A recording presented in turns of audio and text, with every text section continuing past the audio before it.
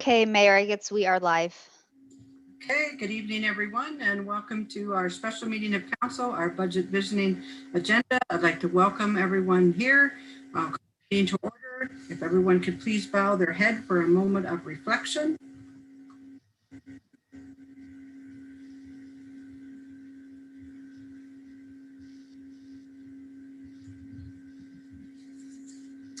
Thank you. I need a motion to confirm the agenda as circulated. Moved by Jerry, second by Jeremy. All in favor? Carried. Okay, if you have pecuniary interest, you can declare it now or as the meeting goes along.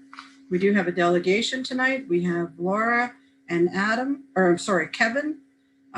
They want to talk to you about Splash Pad Committee for the town of Milverton and Shakespeare. So Laura and Kevin, the floor is yours. Hi, thank you for listening to us today. So I'm Laura Perwitz. I reside in Milverton, and we have Kevin Adams, the president of Shakespeare Optimist Club, with us today. So as you can see in our letter, we're looking to fundraise and build 2 splash pads within Perth East. We thought with the growing communities in both areas, we would like to be fair to both communities, as we are the bigger towns in Perth East, to have a splash pad built in both of those. Our budget for both of those splash pads combined would be $400,000. I have reached out to Becky Westman, recreational manager at the park. I've spoken to the Optimist Club president Kevin and Jeremy Matheson at the Lions Club. He's a member, and we have written to these clubs for involvement for seed money and funding and fundraising help assistance. They do have their meeting in July and August to determine for sure come on and help with us for that.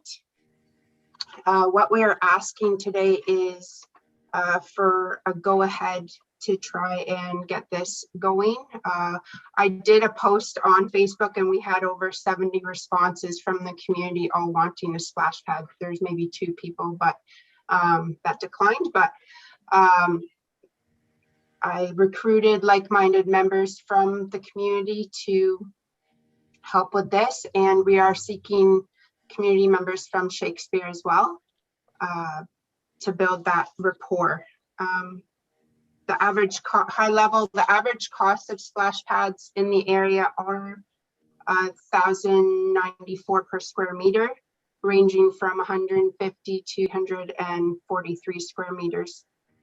There is an average cost of upkeep depending on the circular system used or the water usage. So with that, that would be more development planning phase to get those costs finalized, kind of thing.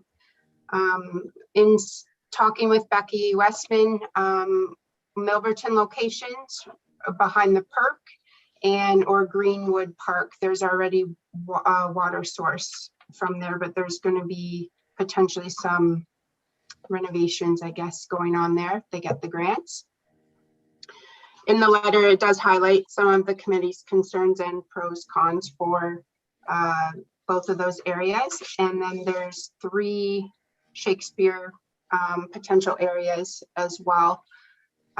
So I guess in summary today, we're looking for approval from the municipality to get the ball rolling to install 2 splash pads, one in Milverton and one in Shakespeare, and the land to be provided by the municipality, and hopefully some contribution for the splash pad for an ongoing commitment for yearly operating costs of the splash pads. We're hoping to have this done upon approval within a 2-year time frame. Okay, thank you. Is there any questions? Kevin, did you want to add anything? Not really. Just that I still need to talk to the Optimist Club to make sure that everybody is on board with that. But there's an avenue just beside a park right in front of, like just north of us, or just south of us rather, that would be a perfect spot for it. I do think with all the young families, and especially with the new subdivisions that have been coming in, there's lots of small children, and I know the benefits of a splash pad would bring to the community. Good idea. Okay, thank you. Any questions from members of council? Daryl? Yeah, no, okay, good, no, thanks there. Now there, Kevin, I know down in Tavistock, they are putting one in, right? That is a go, right?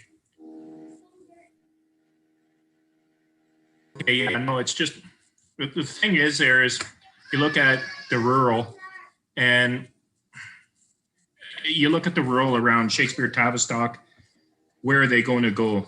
They go where the banking is, they go where the grocery stores are on a regular basis. Yes, they may have kids in Shakespeare, but as a whole, like me, myself, I'll be able to be within 3 splash pads within 10 minutes. If the Shakespeare one as well goes. And it's just one of those things, and we find ourselves asset managing and down the road. That's where I'm at. And just to put that out there, there seems to be quite a few of them coming, and I know it's unique, that's for sure. It's a grid of kids, you know, you don't see the teenagers or even after 10 that kind of fizz out, right? Just maybe it takes more information for my liking.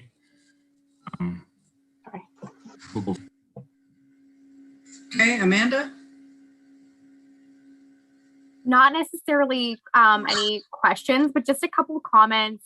Thank you so much for bringing this forward. I actually had included this in one of my comments for our budgetary visionary in terms of looking into this. I like what you've presented for a couple of reasons.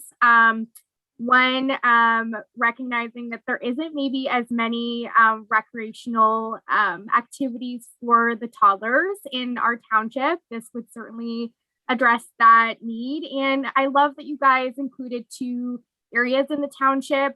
We've seen a lot of proposals where it's just in Milverton, and certainly Milverton is a big part of our township, but thank you so much for being so thoughtful to include 2 areas in the municipality. I know that splash pads have been very successful in other areas. Obviously, maintenance is really critical, and it would be great to sort of get confirmation, I guess, from some of the service clubs if this is something that they want to partake in. Certainly, when you have other community partners coming together, it makes for a more compelling case, coming to council, because we do have to consider not only the initial cost, but also the maintenance going forward. But really love that you guys have brought this together, and sort of read my mind of the timing was really good. So anyways, thank you very much. And I'll leave it to see if anyone else has any comments or questions. Okay, anyone else with questions? Jared? Yes, as echo Councillor Broadhagen, thanks a lot, Laura and Kevin, for bringing this forward. We do have a lot of growth in not only Perth, the 2 villages, but within the entire township. One of my questions was, in the summary, Laura, you've listed the cost of water, approximately 22,000. Is that per year? Again, depending on whether it's recycled or not. Is that estimated 22,000 per year? Or what is that number from? So I couldn't provide the spreadsheet to you guys. I have it here from Becky. But yeah, it was over the last 10 years, the average of all the towns that she had collected that put in splash pads, and that was the average water cost. Now, the lowest on the amount is $1,000, but the water wasn't metered. And there were some notes, I think, in my report, it really depends on the recirculating system or not. Some of them can break down. or you can just put it back into the sewer. So it depends if we want to put it near the pool and try and get the recirculating system. There was notes that the chlorinator had broken down in one of them, so they just ended up going to pucks anyway. So, but up in, I think, Port Elgin area, they had a really good success rate with it. So based on 2 tanks. I do want to make a side note. It's not only for toddlers. I know right now I'm on maternity leave with my second child, and I can't go into the pool with both of the kids being at home, along with grandparents. And there is a bunch more senior age level people in Milverton and probably Shakespeare as well, that they would like to bring and spend time with their grandparents too. So it's not just for the parents of the children as well. So. Okay, anyone else with any questions? No? Oh, Kevin, you wish to say something else? Yeah, I just want to say that where the proposed area in Shakespeare is right next to a school. So I really do predict, because we don't have a pool, we don't have a lot of huge amenities like that, and as our little town grows, these are things that we can look into. So like I do think it's kind of nice that the kids do have a place in order to cool off right next to the ball diamonds and all the rest of that, the playgrounds. I think we could all tie it in together. I do realize that there is one in Tavistock that is proposed and going ahead, but I don't think that most young families and stuff like that are getting in the car and driving across to another town in order to use a splash pad. I could be totally wrong. I don't have kids of that age, but I personally don't see it. Okay, thank you.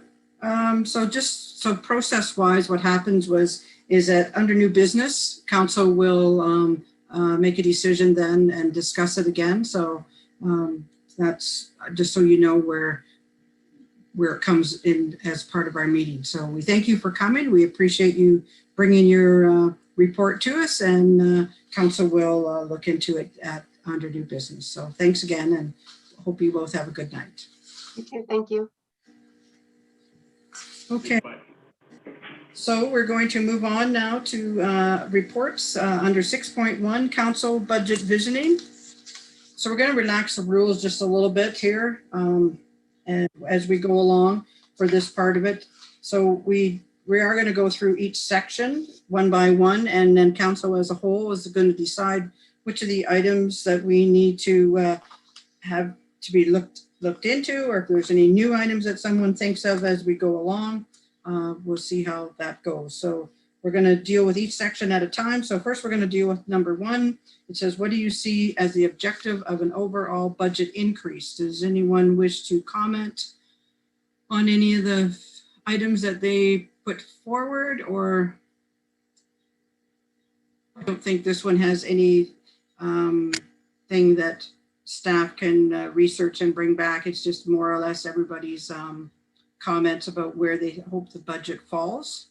And Rhonda does such a good job. I'm sure she'll get it in one of our brackets here that we want. So is there anything anybody wants to say in that number 1, what they put in? Jeremy? I can. I think I am sometimes in the minority about tax increases, and the last couple of years I've been advocating taking a little bit more. We're not gonna, continue to make our township better if we just keep with the status quo. Eventually we will have to take a little bit more of a tax increase to put things in like walking trails and like splash pads, things like that. So I'm an advocate of taking a bit of a higher increase again.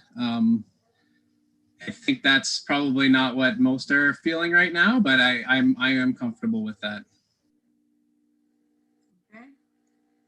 Carol, did you have something you want to comment on?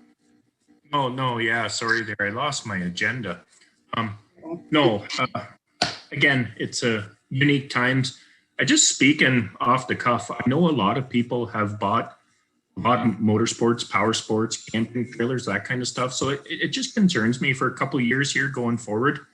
the direction. And I made those comments, and just the involvement at the local level, we're going to see.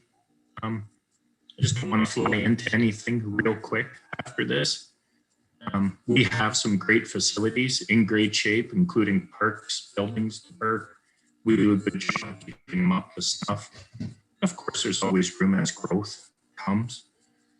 One thing we do need to remember, Perthes is a place that residents of Stratford have been tending to sell out and come to Perthes for cheaper taxes and getting almost the same amenities. They're pretty happy. So I wouldn't say we're falling behind in any way for that matter. And we need to watch the next couple of years. Again, growing up open market farmer, got to watch the dollar. You got to spend when you can. Yes, don't get me wrong, but we got to remember whose money we're spending. Thank you. Okay, so then consensus is we don't need to do anything with number. Oh, sorry, Amanda. Sorry, I just wanted to, since we're having a casual conversation, just wanted to put my 2 cents in here. I think it's important to have a balance. I think I had read an article.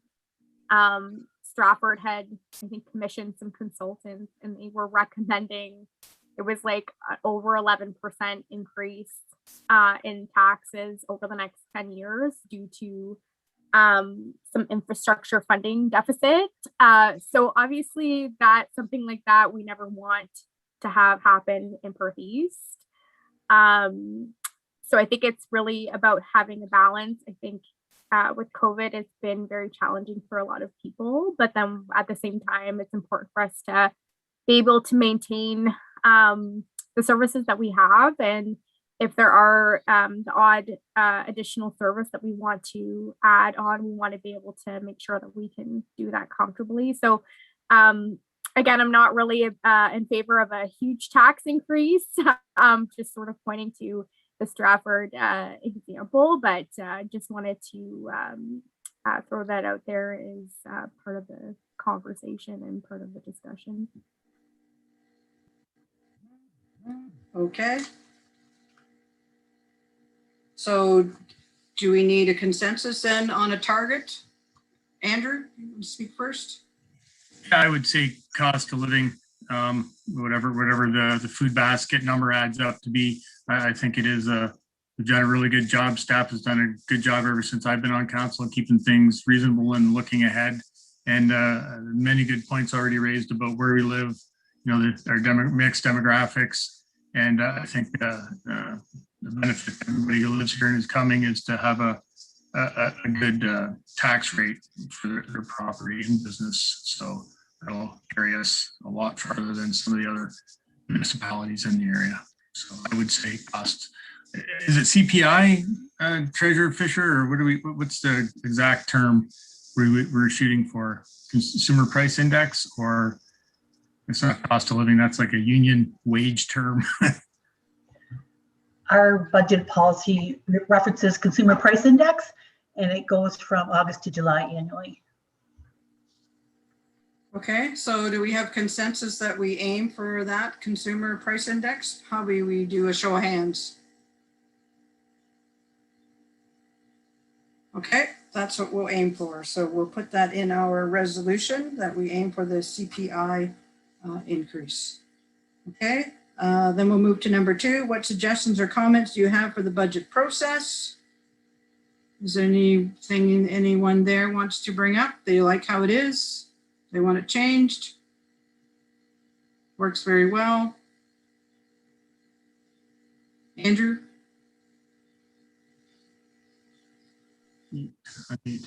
I wouldn't mind having like not for any reason other than it's a little more, even more informal and maybe kind of almost like a committee of the whole, but just with council members prior to this, or I know we do the survey, but maybe a council visioning session before the budget visioning session. I feel that the name of this is kind of for budget purposes, which is a really great idea, but maybe a little, I think we did one at the beginning of the term, and I think it was very productive. We can kind of see where everybody sat. So maybe work that in for next year, possibly. And the form the online form was a little hard to work with for me. I don't know anybody else plugging into that little box on the website type of thing. It's I don't know if there's another option, but if we could maybe look into that, that would be something I would be in favor of. Okay, anyone else? So what do you wish to do with this one? Jerry? Under question 4, I made note of something similar to what Andrew just said as well about new counselors onboarding in the budget process for that first year. So I think that is a good idea. Like Andrew just said, just whether we're meeting with them or I'm not really sure exactly how it would go, but I think if you haven't been through the budget process before and you're thrown right into it in your first few weeks on council, I think that can be a little much. So I'm right on board with Andrew on that. We should do something about that when new council comes in. Okay. Jerry? So that would be for 2023, not Right. not next year. Oh my gosh, lost my train of thought. Yeah, no, I think everything remained the same. Councillor McAlpine, if another meeting's needed, yes, but I had no problem. I filled mine out on my phone. It seemed to work well, the little boxes, but I think everything should remain the same. Okay, so what is the consensus? You want it to remain the same or you want it changed? Okay, I'll make the decision. Who wants it to remain the same? 1, 2, 3, 2, 4, 5. Okay, it's going to remain the same. Do we want to add that extra meeting? You want to do that just the year of new council members? The year of the election, that we add that extra meeting in that to help everyone understand how the budget works and the process. So we have Andrew. Well, there's actually a really good preamble that Treasury staff gives about how the budget process is and all the policies. So I don't really think that's needed. It's more of I guess the people steering the boat, we need to be trying to go to the same direction. And that's why I think another meeting of council to find that direction is warranted. It's very important that we're all going the same direction, or at least have an idea of what everybody's thinking. So it wouldn't have to be a long, lengthy meeting with a bunch of PowerPoints. It would be just a few topics, general topics, and we can't meet privately or anything like that, obviously, for reasons. So a meeting about a visioning session, but with just kind of filling out council's direction, and could be all new councilors and mayor and deputy mayor. I don't know, but I think that's a very wise thing to instead of diving right into it. You can learn the other way. If it's still in Zoom, that's really tough which I hope it won't be. That's really tough to kind of get direction on we're supposed to be a cohesive unit with a common goal, right? So it's difficult to do that. Like Councillor Matheson said, you're right into the budget right away, and you do have the process preamble, which I think is enough as long as people have time to read it and time to ask questions. I think that's okay. But as far as an elected official meeting in a proper manner, I think council only meeting at some point before the budget visioning would be a good idea. But that's just my opinion. So if anybody else has an agreement, then you can look at it. If not, that's fine. So you're asking for an additional meeting ahead of the budget visioning meeting. Is that what you're asking for? Okay. What does everyone think of that? Amanda? I actually think that this is really casual, the budget visioning session. I think the only thing, I'm trying to, I get where Councillor McAlpine's coming from in a way, but I wonder if perhaps there are some the only thing I could think of is if there's like guiding questions or things like that, very similar to the survey that we filled out, that we could do prior, but otherwise I don't necessarily see a need for it unless we do those guiding questions in the meeting and forget the survey component, or whether we just have some additional questions in the survey portion for the budget visioning meeting.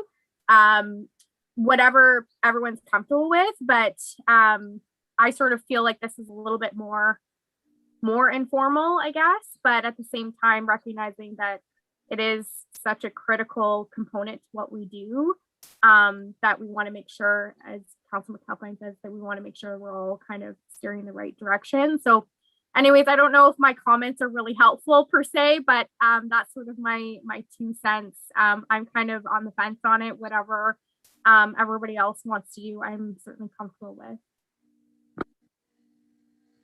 Okay, anyone else?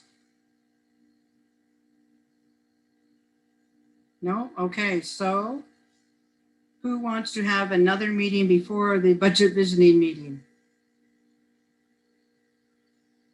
All in favor of that?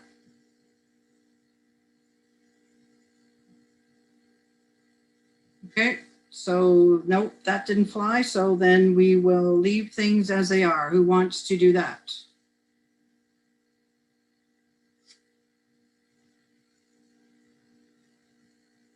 Two, 4, 5. Okay, so we're going to leave it as they are. Okay, so next one we're going to, what new projects would you like to see implemented or investigated? Who wants to go first on this one?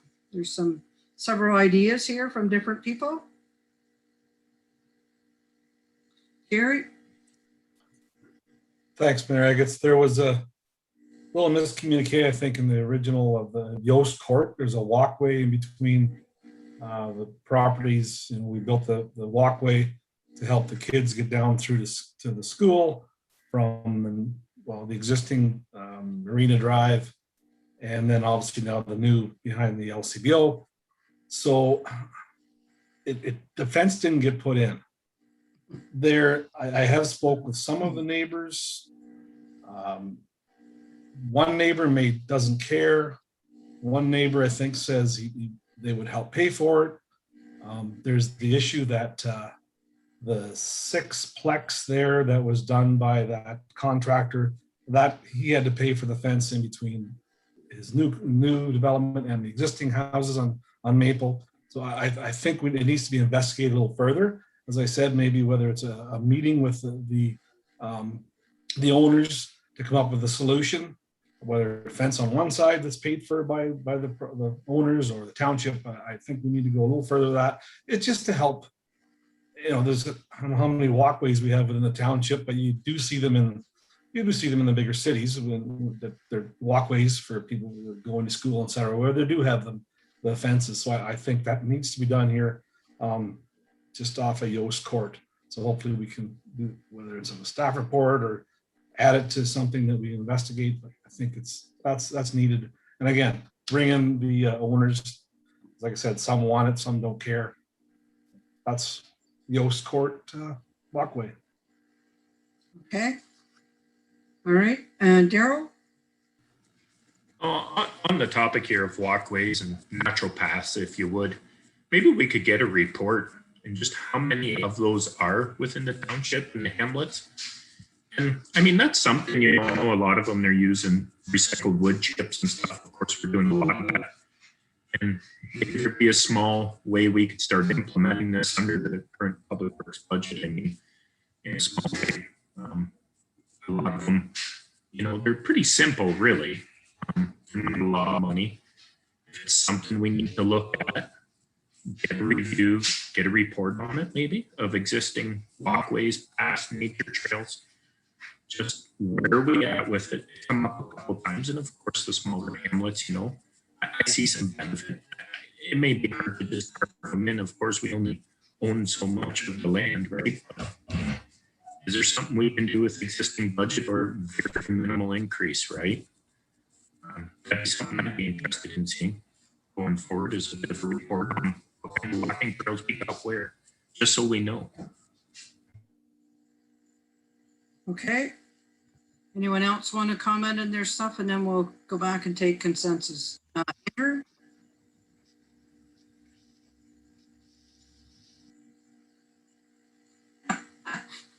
You in trouble with mute tonight? I still haven't got rid of this double click mouse here. I gotta, stores are open. I can go get a real mouse. So. Alrighty, click back here. So I've had concerns from ratepayers in my ward about in the village about discussion of a curbside junk day. I think we've had a report on this in the past. I'm not sure if it was like a junk day like they have in Tavistock, or whether it was like a yard waste day. I'm wondering if council's is interested in getting a report on this and the costs. I have some concerns about how you would actually bill that, because obviously our rural residents would not participate. It may be logistically very difficult even to bill that, or we definitely don't want to have it on the entire township if they're not going to use the service. But I'd like some information on that. And as we experience growth that's not really ours, the bottom end of the township, you know, I think we need to look at some type of not only a road count, but a traffic plan, maybe something a consultant can look at to tell us, you know, I'm kind of the opinion we need to pave everything from line 37 south to 26. It's very busy. And I think we need to give people a little more avenues to get around. It's not jamming it all through a couple roads. I know that's maybe counterintuitive, but it's very, very busy. So, and I'm sure roads knows that. So I'd like a report on the possibility of that, or what that would look like. So that's curbside junk day, and some type of study on a traffic plan. You can include the Village of Shakespeare for parking with the businesses, which sometimes there's a few situations that I would call not safe. So include the Village of Shakespeare. So your curbside junk day, they're looking for large? What are they looking for? I think just anything they can drag out to the curb.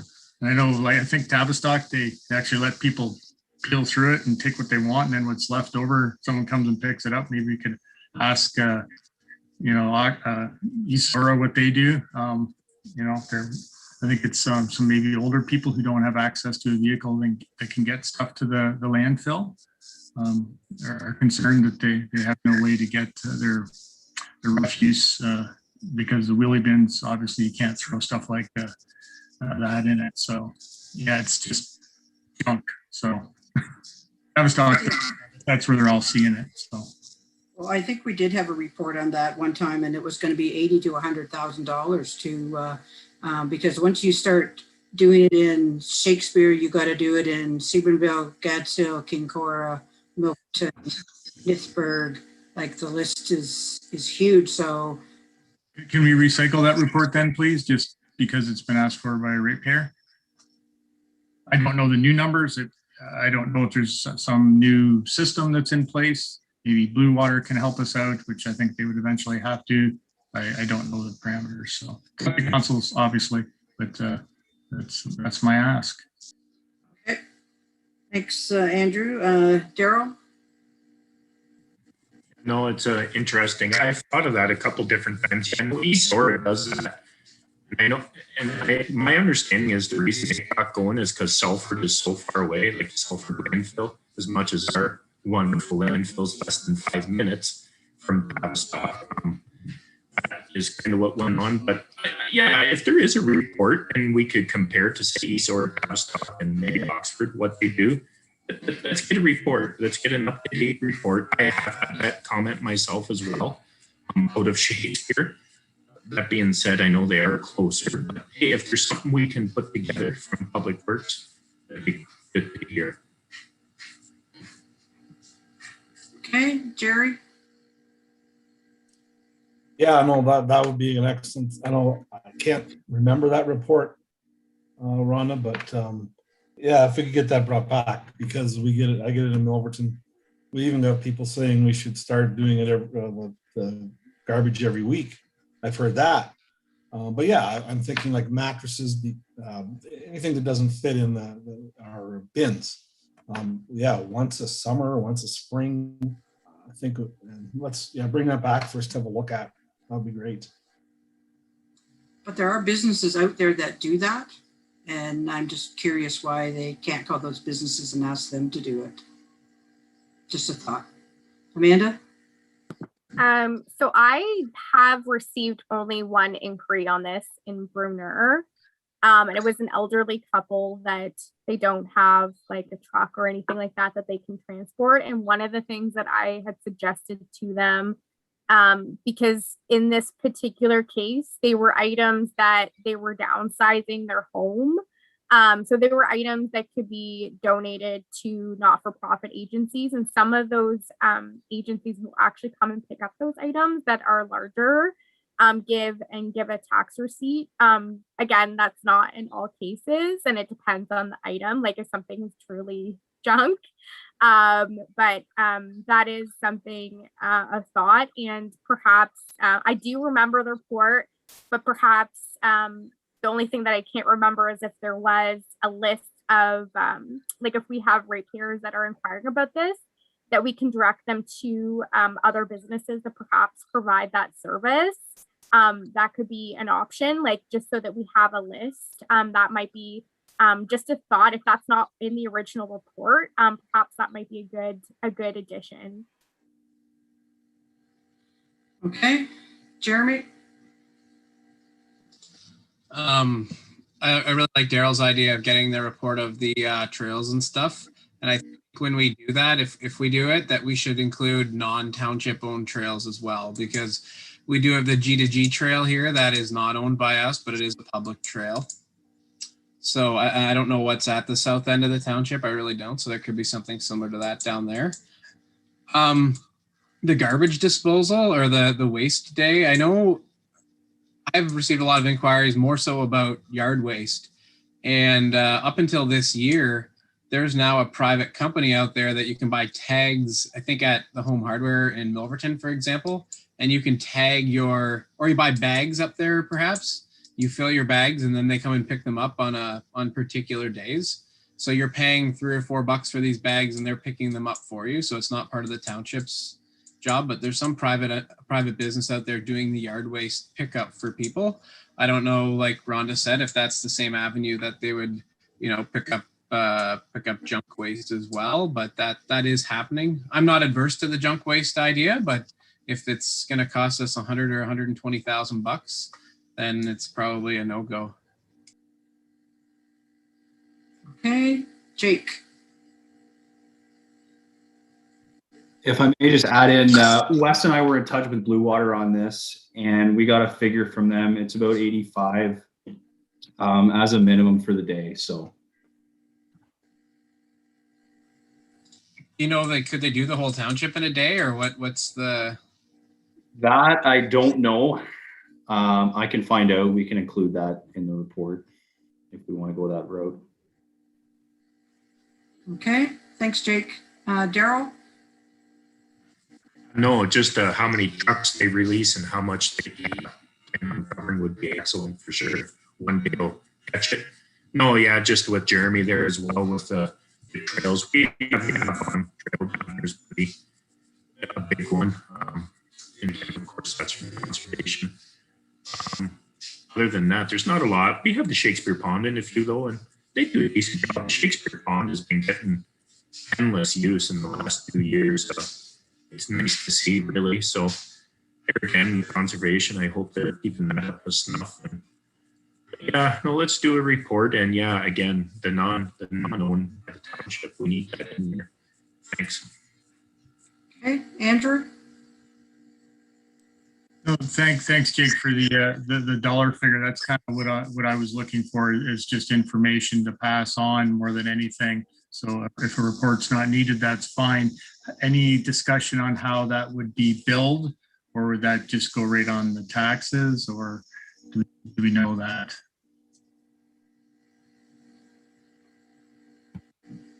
Yeah, that I'm not sure how we would approach, to be honest with you. So that's something we'd have to look into. Doesn't sound like we'd be doing rural too. I would imagine it'd probably just be the towns and villages. So $85,000 for one day and to bill it, I guess. It's a lot of money. So I'm fine with no report. I'm gonna pass that information on and to the concerned citizens, and we'll see if I can bring it back at a regular council meeting if there's a desire to go further on that one. Okay, anyone else have anything in number 3 that Jake, sorry, go ahead. I just should add to that 80,000 or 80, I think it was 85,000 is based on the number of households. So it's not dependent on the day. It's overall, that should be the cost. Andrew? So is that the entire all properties in Perth East or just? I believe so. Wes gave me the figure. It was based on 4,080 properties.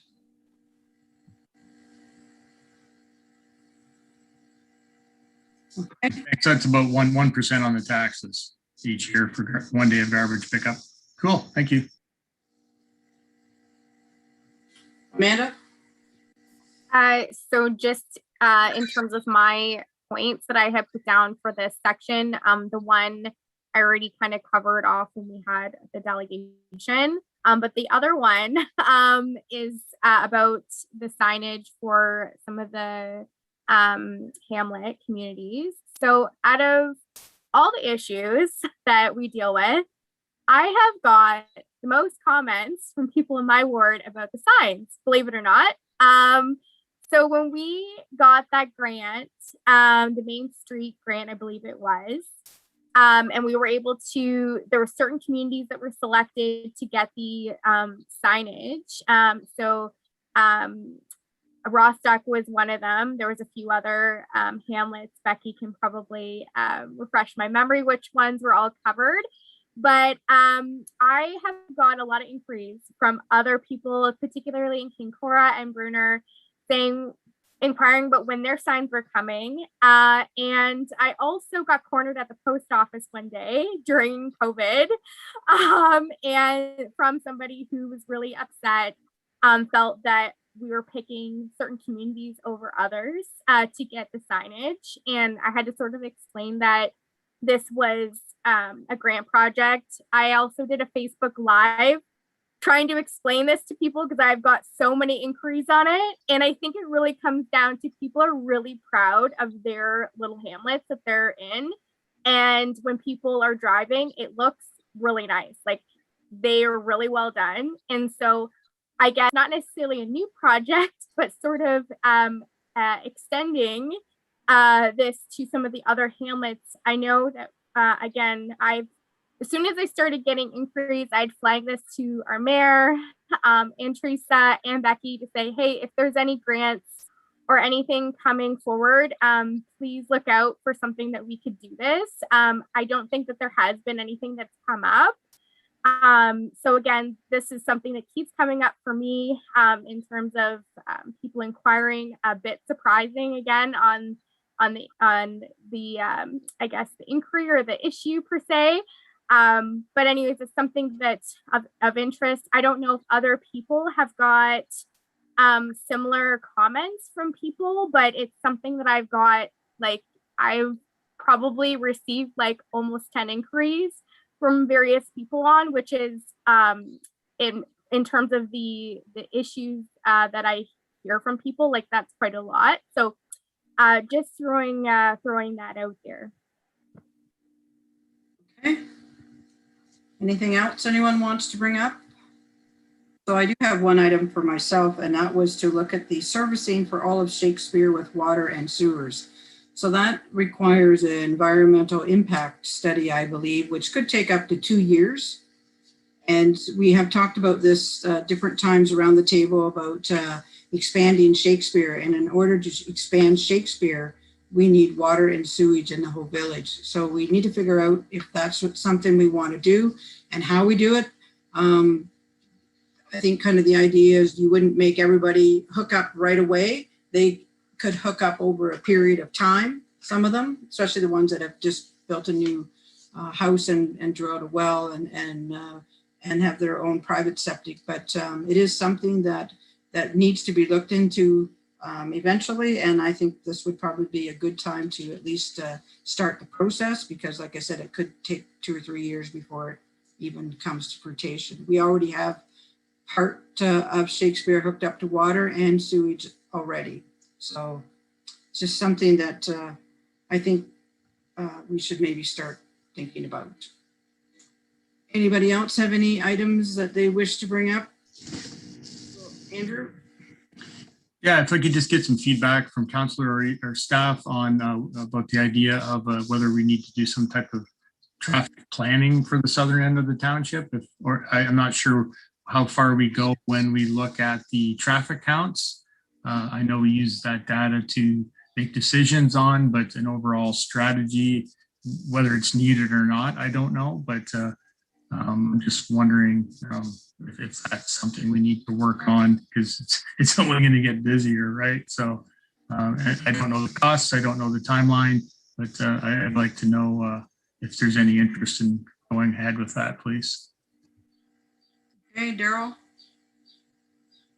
No, in regards with the traffic there in the south end, northeast line 37 there, from down to the northeast of Wilmot boundary, it's not paved. I get enough calls on that road.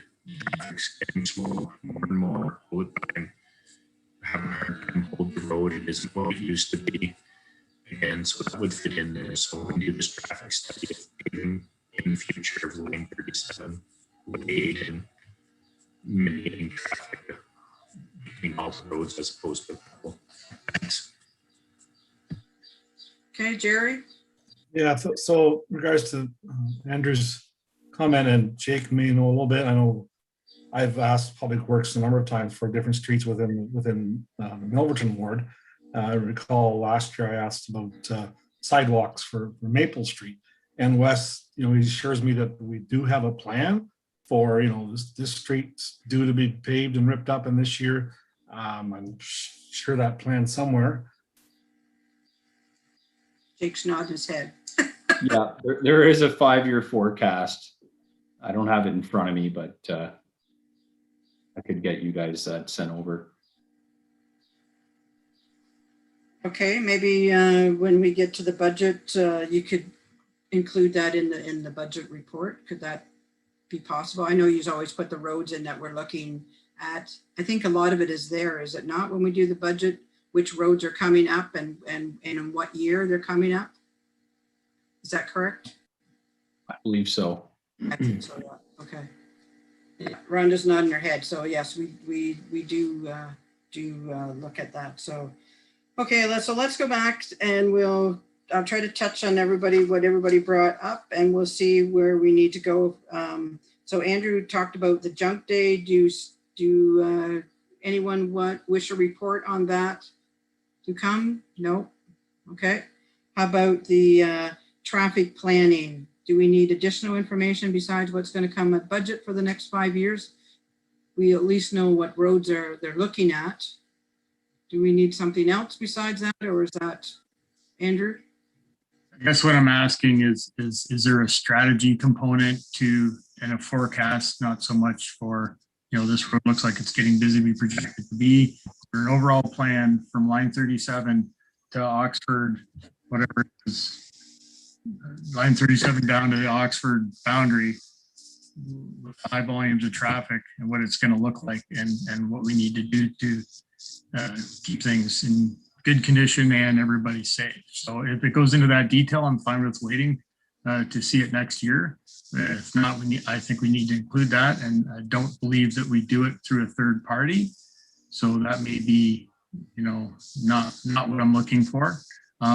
Maybe could someone send me, is it possible just to send council the previous last year, what we're talking about, and see the detail in it, and then maybe bring it up in a different, in a regular meeting, whether we need to under new business. Would that be possible to send that budget portion that describes the roads? And I remember seeing it on the PowerPoint, but I didn't see any reasoning or anything behind it. I'm sure there is, but I just want to understand how we come to the determination. And it's a bit bigger picture than just individual roads. And I don't know if that includes that. So maybe we could start with just sending the already done item from last year, the council, if that's what council wishes. No, it's only Daryl and I living down here, so we're the only ones who know how busy it is, right? So, you know what I mean? If we can recycle another report and get a gist of it, then I'm fine with looking at that and bringing back to a regular council meeting without actually asking the commission a study on the southern end. Is that something that council will support, or is that a big deal? Thank you. I think Jake, I'll let Jake speak first. I think he had some comments to make. Well, I just wanted to add, like, so obviously we take the traffic counts into account, as well as we recently had Street Scan come in and do an assessment of all of our roads. They produce a CPI rating for each road segment, and a lot of our decisions are influenced from that. So in combination with those two things, and we look at maintenance costs as well. So there are a number of factors that go into those decisions. And again, also contributions from staff, their experience with traffic conditions and so on. So there's a number of factors. Daryl? Yeah, no, okay, thanks, Shane. Yeah, that's great. Yeah, if we can just ensure line 37 there, maybe it isn't as bad as what some people think, and maybe we don't need a pave or whatever. I don't want to call no shots. I do get enough calls on that. So that would be one that would have been scanned too. And basically that's the only one left that isn't paved, right down to Harmony Road or 926 in Southeast Hope after we get 33 fixed up. So yeah, it'll be interesting to see the street scan report, if you can see that. That'd be nice in regards to the southern Northeast Hope and Southeast Hope roads. Thanks. So Daryl, that won't give you, it won't really include a traffic count. That CPI index won't, or sorry, not CPI, the condition index of that road won't include the traffic. So it's just an assessment of the condition of the road's in. So perhaps what we could do is look at keying in on 37 in the traffic, and specifically look at that road. You know what? It would just help when I answer some questions. Yeah, for sure. I think it's probably time. And I don't want to be calling no shots, but Andrew and I definitely see the traffic down here, and we're getting no calls. So yeah, maybe we need to focus in on 37 too. Yeah, great. Thanks. So just some historical information about how it's worked in the past. And I'm not saying it's going to change or this is how it has to work, but in the past, it's worked that we've moved that every ward gets something sometime, that we're not always concentrating on the same ward, right? So I think, and they're also trying to piggyback with someone else, and when they're paving, like this year it made great sense to do line 33 because the county's doing line 33 too, and you get a better bang for your buck when you all go together. So sometimes it moves around. At one time, council came at a meeting like this and we said, here's what we want paved, and they would pave it, and it was a road here and a road there and a road over there. And then it was brought forward that, it would be better if we consolidated and we tried to do it like, 1 year it's in Southeast Hope or Northeast Hope, and 1 year we go to Milverton or wherever, and we try to move it around that one area doesn't get it all. But if one road needs it worse than the other, then you have to do that. But that's just some historical background that has happened. And maybe Rhonda, I think she's anxious to tell me something too. I'm going on and off mute. I don't want to interrupt, but that was a good explanation, Rhonda, of the historical ways we've distributed our capital funding. Now going forward with asset management planning, the ward situation has gone by the wayside, and it's based on, like Jake was outlining there, we've done street scan for condition rating, life cycle maintenance, all those types of things that are input into the calculation. Council is aware that Hanson has done a asset management plan for us, and we plan the roads accordingly.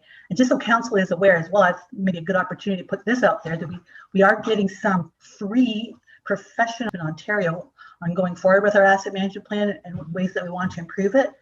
We actually have a startup meeting tomorrow. We were one of the ones in Ontario that were allowed into this project. So I can bring some of this concerns forward and see how we can work some of these ideas into our going forward in our asset management plan. Okay, so do you still need a report? Like, I think staff is working on it, and you know, there is criteria that they look for to decide which roads are needed, and to me, they've done a great job of that so far. So does anyone want to report? Put your hand up. Nope. Okay, then we'll move to Jerry's comment about the fence along Yoast Court, and Daryl had also brought up about pathways. Would you I don't know how many pathways there are or what we need. Jerry, did you have something you want to add? Yeah, just I think a separate report for Yoast Court is needed. And then, yeah, something for all the paths, walkways is a separate matter. I would like to see something for Yoast Court separately. Okay, so is everybody in favor that Yoast Court be looked into and have a report back? Count in the township, not putting up fences, but just having an inventory of what actually exists here is, I think, how I understood it with Daryl, and that's what I was in support of. Okay, sorry, Daryl, that's what you're township owned, township owned or owned by a conservation authority or otherwise owned, like the rail trail. I think it would be good to know what paths or trails exist out there for recreational use. So you just really want this for information of what's around? Is that what you're asking? Like, I'm just trying to figure out the purpose of having staff do this. Like, staff are super busy. So just trying to find the purpose of I have no idea what exists for recreational trails in the south end of the township, admittedly. I have no idea. Okay. All right. So who all wants a report brought back of all the different trails and recreation or trails that we have in Perth East? Show of hands. And that would be fine if I may, but our rec plan, 2017 rec plan hasn't included as well. But if staff wants to show us all and where they are, sure. Okay. All right. Amanda, you want to make a comment? Just want to make a comment that this is something that perhaps the County of Perth might already have, because we have the economic development officers and the tourism promotion. I know that they have often promoted, I've seen them promote some stuff like walking trails and stuff like that in West Perth and other parts of the county. So perhaps they already have a list. So I guess if we are getting a report, just perhaps reach out to the county to see if they already have one, so we don't have to reproduce one. Okay, so if that would be all right with everyone, then maybe staff would just check with economic development first and bring back what they have. Okay, that would be suffice. Okay. Jeremy talked about the trails and parks and need to expand. I think that will come later, Jeremy, as we go through the agenda. We are going to address that, if that's all right. Okay. Amanda talked about the updated signage in the hamlets. What does everyone want to do there? I had one comment from King Cora. Their sign disappeared altogether. I'm just not sure where it is. When you get into the village, it's gone. It's in someone's garage, probably. Andrew? I'm not sure if Councilor Broadhagen hadn't asked. I know that Optimists, I believe, the service groups in Shakespeare paid for ours. So I guess they can congratulate themselves. But I'm not sure, is there an ask, Amanda, or just a comment? There is an ask, and I might put Becky on the spot if she has some of the information at her disposal, but because we were able to, so some signs were already pre-existing before the grant. So I think Millbank was one of them, and Shakespeare was another community. But from a branding point of view, and because of the volume of inquiries that I've got, I guess didn't know and how many hamlets don't already have one. And I know that we had an outline of the costs, and this was, I think, pre-COVID. So would supplies have gone up since then. So Becky, I don't know if you have anything to add to that, to give us an idea of how many hamlets wouldn't have a sign. Just doing a quick inventory. I guess it depends on the size of the community that you want to put a sign on, but I just wrote down Bruner, Kincora, Carthage, Pool, Wartburg, and Amory. You know, there's Peppers, but you know, there's a few others that are pretty small. I don't know that we want to include that. And sorry, I should have had it ready, but I was just trying to look up. I don't know, Amanda, if you remember what I had told you as far as what it costs us for those signs. I can't remember, but we had talked about it, you and I, on the phone, and it was less than I thought it was. I remember Yeah. that. And then we did a rough calculation of if it would prices were to increase, like how much it would be. And it wasn't as much as I thought, again, but I cannot recall the figure amount. I did find it here is 6,000. Well, it's 6,000 each. Because I think they each, the community has to have one, is it on either end? That's why it's 6,000, right? So it's on either end, right? So it's not just one sign per hamlet, they have two, right? Two, when you yeah. enter and exit. So it's not, I thought they were going to be a lot more, but that is the cost of the signs. Again, obviously my preference would be if there was a grant or something like that available to make this justifiable, but I will say that we have neighboring municipalities, including North Perth, that have invested in the branding, and it looks really good. So we kind of have a hodgepodge situation going on in Perth East.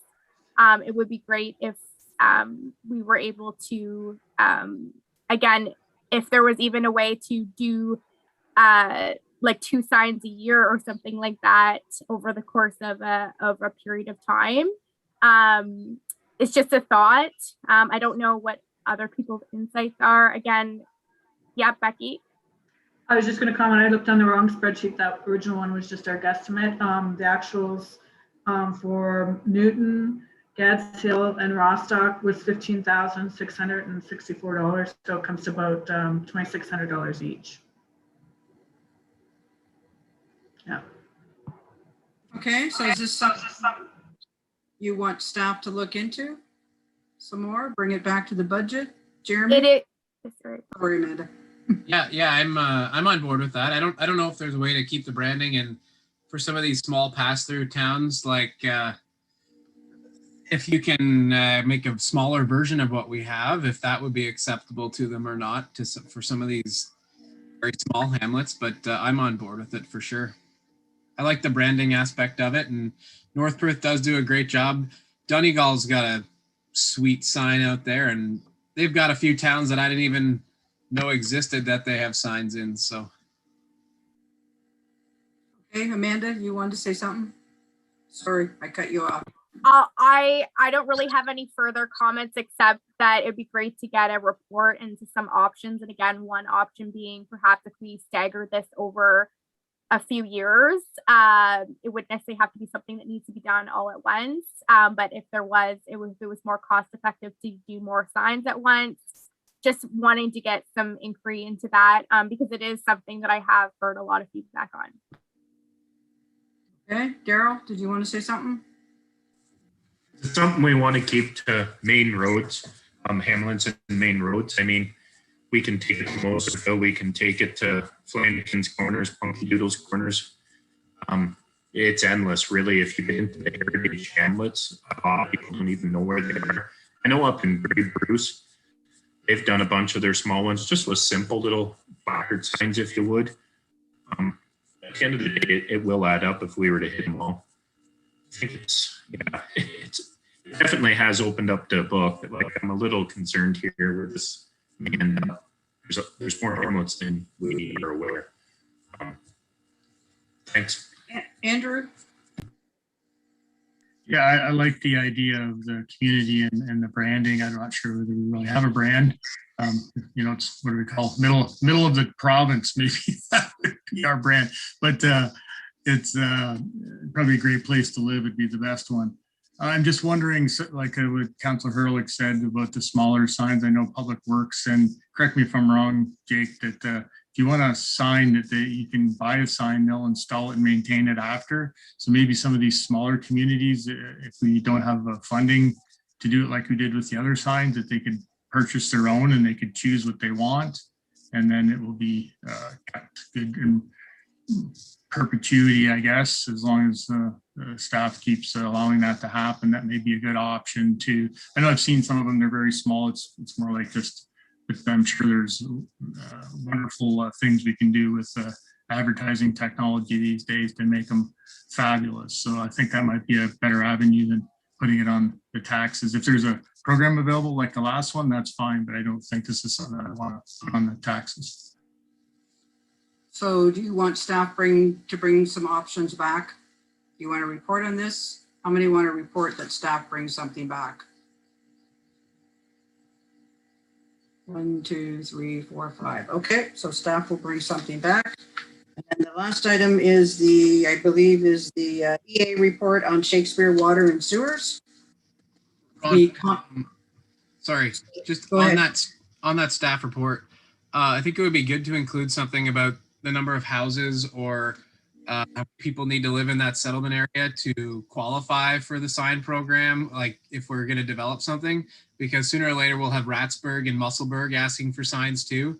So you almost have to have a minimum. So if when that report comes out, it's like cut it off at 100 people or 50 people, whatever the number is. But I think we need to have a number there so that we're not putting up a sign and we have the justification to not put one up in Ratsburg or Musselburgh. So I think. Okay, thanks, Jeremy. That's a good point. Okay, and then the servicing of Shakespeare, the EA report to start looking into water and sewers. Does anyone have any comments for that, Daryl? Yeah, this is definitely an interesting topic when it comes up every time, that is for sure, around Shakespeare. At the end of the day, though, we know there's talk of development and expansion and everything, and it comes down to water and fire, and it's frustrating for everybody. The town is definitely have their concerns and they're divided. Andrew, of course, knows as much as well as I do on the whole topic. It is a tough one. It really is. A staff report can't hurt. I know, like you say, it's one jam when you get those grants, when you apply for the provincial and even federal money when it's available for this kind of work. It's pretty clear and cut what has to come of it. I'll let Andrew add anything if he wants to. It's interesting, that's for sure. I know I'll just finish. I know the sewers there is sewage pretty well everywhere now. They have a time there again to hook up in another base, but it's there for the taking. Just on your comment about grants, staff are watching for grants, but if we don't have it ready to go, the grant won't do us any good. So, unfortunately, it's like our development charges. That's, we're well into a year now that started, and we're still, and the EA is the same way. It's not something that can happen overnight. It's going to take some time. So, Andrew?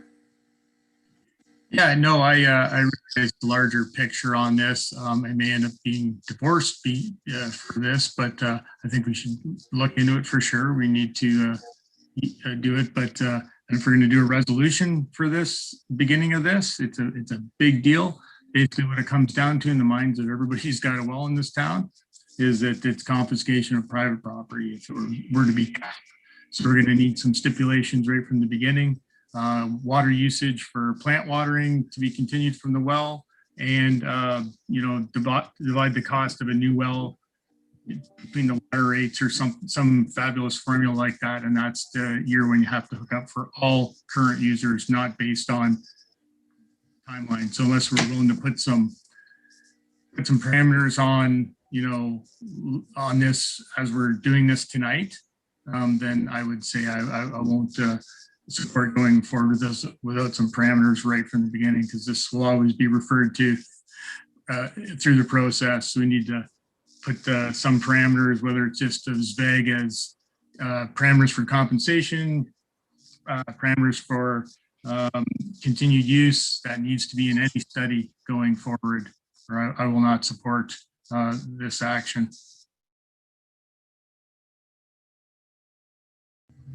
Sorry, my dog is barking. We need staff to bring the report back and then we make the parameters. I think they're pretty hard to make tonight, Andrew. Like staff can look into it and bring us back a report, and then we can put parameters on it then of what, I'm just not sure what kind of parameters you want to put on it tonight. Like staff is just going to start investigating what we need to do to do an EA on it and then bring it back to council. And then I think we could give them more the parameters then. No, thank you, Rhonda, for that clarification. So this is an investigation. It's not implementation or action. No, this is just to have staff look into what it would involve to start the EA process for the Shakespeare. Well, I think that's a bit different than looking into it. Starting the EA process is a provincial matter. So if we're looking into how to start the EA process, that's fine. But actually implementing the EA process and spending taxpayer money on it, I'm going to need parameters, however you want to call it, to be included in that, and council to understand that the council can do whatever they want without my blessing, but basically you're going to have an entire village revolt unless this is done right. So we need to do it right from the beginning. So if we're going to initiate the EA, then we need to know exactly what we're getting into for the residents of Shakespeare. We're not telling staff tonight to go out and start the EA. We're telling staff to start investigating on what we do, what we need, and if we can make it happen is what that's correct. Staff, Jake, Teresa, am I on the? Yeah. I'd just like to add that I've talked to our engineer there at BM Ross, Steve Burns, and the timeline for the EA process is 2 to 3 years.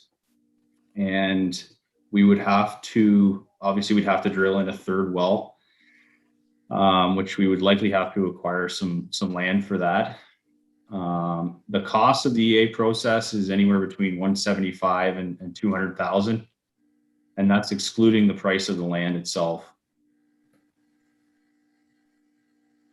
So staff would be just bringing us back and telling us what he just told us and some more information. That's what we're looking for now. We're not looking for staff to start it.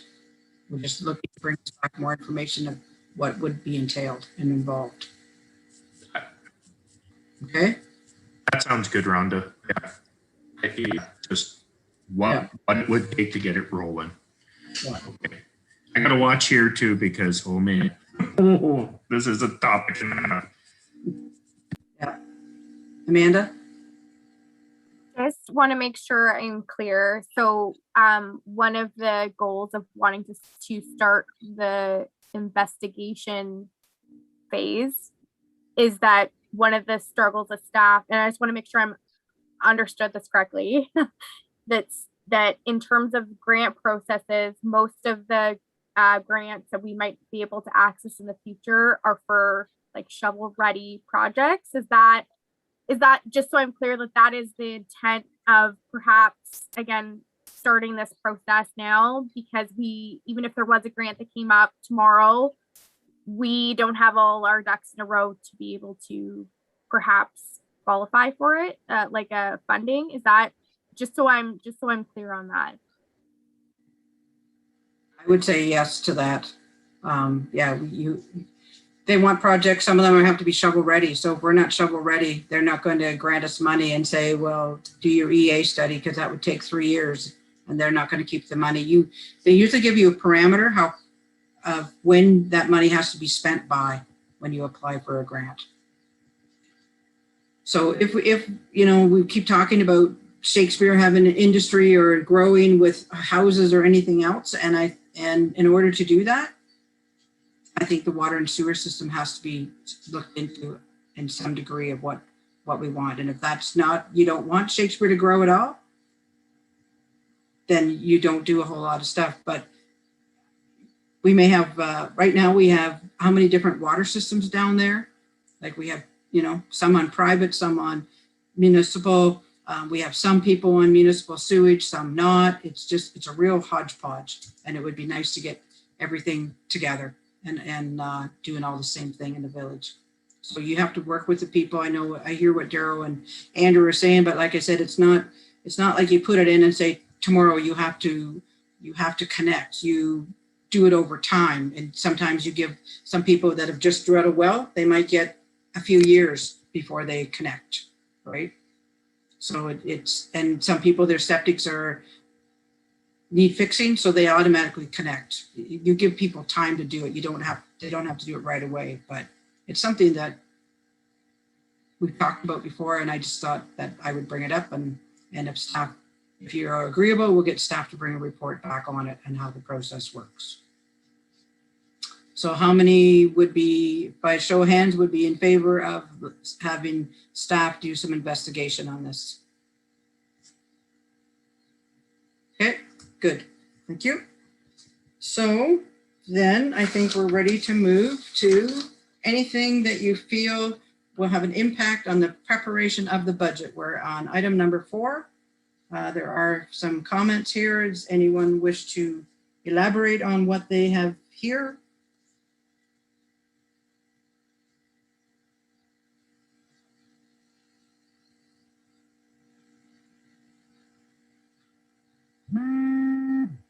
Oh, sorry. Becky did send out an email. There is a inventory of the trails in the master plan, the recreation master plan. It tells you where all the trails are.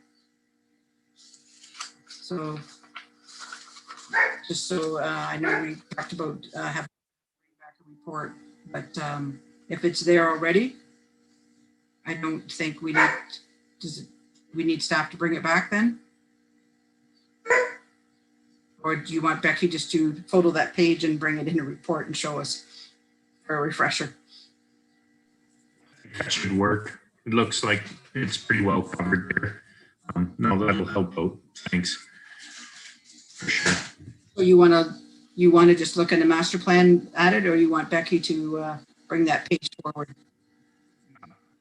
No? Okay. So you can scrap that one off the list for an inventory. So, okay. So let's move to number 4. Andrew?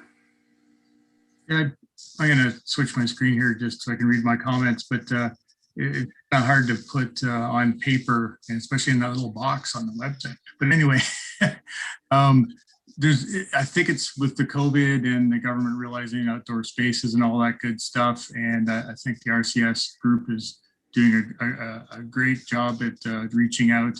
I just feel somewhat blindsided a little bit by some of the projects that come up in the tight funding timelines, wondering how the best way would be to get a heads up before, like I talk to optimists in our area. I kind of know what's going on there, but I don't know what's going on in the rest of the township. It feels a little bit uncomfortable, but I feel like I don't have all the information sometimes, especially with these tight funding timelines. So I don't know if there's a strategy we could use from a recreation group to counselors don't talk much, we don't get out much. There's no, the social events are opening up, but when I have to make decisions for all the volume of recreational projects that are coming through, we're not even. I looked back at the opening comments from the term, and really there was only one counselor that really wanted to and still does want to put more money into rec, right? So it's something that seems to be very apparent that there's lots of activity in it, but I don't feel I always have enough information. So that's the source of my comments, is how can I know what engagement staff is doing with user groups and what they're working on before it comes to council. I don't know if there's an easy way to do that or if council needs to know that, but if I need to make a decision on something very quickly without all the information, that makes me like, what's the rec funding policy on this? Does it fit into that? Are we thinking of being a grant? What are they helping people with for grant submissions. I know that was on the table when we added the coordinator position, you know, that they would help user groups with grants. So I'm sure that's happening. I just don't know it's happening. You know, it's I'm not sure we can put it in a report. I know we kind of gave staff the out a little bit to not do so much reporting, which is a good thing, so they can keep doing their other good stuff. But you know, it's just this one item with the volume of recreation asks coming that it seems to be difficult to keep up. I don't know if anybody else feels that way. I know everybody's probably in tune with their ward, but maybe not so much with the big picture. So I'll leave it at that. Thank you. Okay, before I go to Amanda, so I'll take a stab at it and then I'll let Becky, I see her thinking. So Becky does let, as far as I know, Becky lets the groups know that there are grants out there, that, you know, what's going on. She sends it out to all the groups, and then it's up to them to whether they wish to apply or get help or do whatever. Unfortunately, with the government, they give us a very short timeline. Sometimes they have 3 weeks to get it back. And so for Becky to let council know and us to say, oh yeah, go ahead, there's just not that time. I think she has a really good handle on what's going on in each of the parks, and sometimes what that grant will fit, or if we qualify, or if they have the right credentials to even apply. So unfortunately for us to know, Andrew, like it's like a revolving door right now, because there's an election coming, and when there's an election coming, boy, the grants come out fast and furious. But we also have to be mindful of what we're applying for and what we're doing, because lots of times we got to put money towards them, or we're creating more assets. And, you know, Becky commented this to Hugh and I the other day. We have to be mindful of what we already have, right? To make sure we can keep maintaining what we have. And then if we start adding, we got to be mindful that we can maintain what we add on too. So I think she's trying to do all that already. Becky, do you have anything you want to add? I didn't want to put you on the spot. That's why I kind of started, but I'm sure you have things you want to say too. Oh, thank you, Rhonda. As far as, like, you know, the skateboard out of the blue, splash pads, 2 splash pads out of the blue. I don't know that these people are coming for these projects. They certainly give me a call and ask me for input, or, you know, ask questions. But then again, I can only do so much for them, because unless I have direction from council, I can't go any further than that. As Rhonda had mentioned, these grants are just coming out kind of left and right now, because of election and the money's available for COVID to get kind of the economy going again. And I understand that, you know, initially the first of the year, there was nothing to say, you know, we're going to spend X amount of dollars on recreation. But knowing, just as an example, Morningdale Park, we've always known that at some point in time we're going to have to do accessibility there. You know, so we kind of always know that's there, and now there's a grant opportunity to do that. So same with the playgrounds. We have the assets, and there's an opportunity now, because of grants, that we can replace or maintain them better. So unfortunately, if we knew a year ahead what was coming down the pipe, then we could have this all planned out. But unfortunately, we don't get that. So we just try to put together as best we can with what we know in the properties that we own, what we can use that money towards. Okay, Andrew? No, I appreciate the comments. I understand this. You know, we're going to have 2 elections probably in a very short period of time. I'm just wondering, is our recreation funding policy, is it adequate for what we're doing? I know we just kind of redid it. I don't see it mentioned much. I'm just saying we need some policy to drive all this. Obviously, council can just grant money as we need to you know, to take advantage of all this funding. It's just, I don't think that's the best way to do business. I know we did a little bit at the beginning of the term, which was great, but I'm just wondering, is our rec funding policy, you know, compatible with what's going on? Or, you know, it looks like a lot of items that are coming up may need to just be granted Anyway, I understand what we're up against. It's just I hate to say no and miss an opportunity because I don't have enough enough time to disseminate the information and the user groups, enough time to get it to us. But that's kind of our job, is to make sure we're spending the money wisely. So it's kind of a tough place to be in. And I want to try and make it as, thoughtful as possible. So I understand. We don't need any follow-up on this. And just, it sounds like it'll peter out in a little bit, and hopefully we'll be back to some amount of normalcy with this stuff. So thank you. I think just to add, sometimes the criteria only meets certain places too, like accessibility, and Becky mentioned Morningdale Park. Like, if we want to make it accessible, then that's a great place. But do we have other parks that have that need, or maybe some of them are all accessible already? It's the criteria is they're trying to match wherever they can the criteria that the assets that we own to make it work.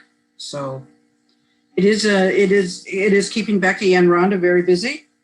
They're like, we got another one today come out today. At least the timeline was a little longer. They actually gave us September to fill it, which is kind of surprising because most times it's 3 weeks to a month at the most that the material has to be back, and that's a really short time turnaround to gather all the information and get in a good application, because it takes staff's time to do all this, right? And we want to be as successful as we can when they're taking the time to do this. So I think Becky has something else she wants to add.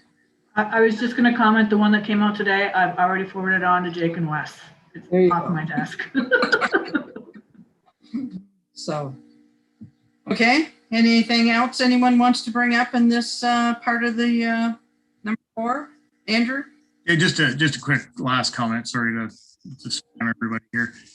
Staff knows it and council knows it. If they don't know it, you will know it. That recreation is a great thing, and it's very. But you'd think that fire and water and all this stuff would be more political hotbed than that, like the important stuff. But recreation is the burning ember all the time, and competition a little bit, and the wants and needs of new people coming in. So, it's part of the I don't know, the relationship is that we need to somewhat keep apprised of political situations, right? So I appreciate the effort so far, but as long as we keep that in mind. Thank you.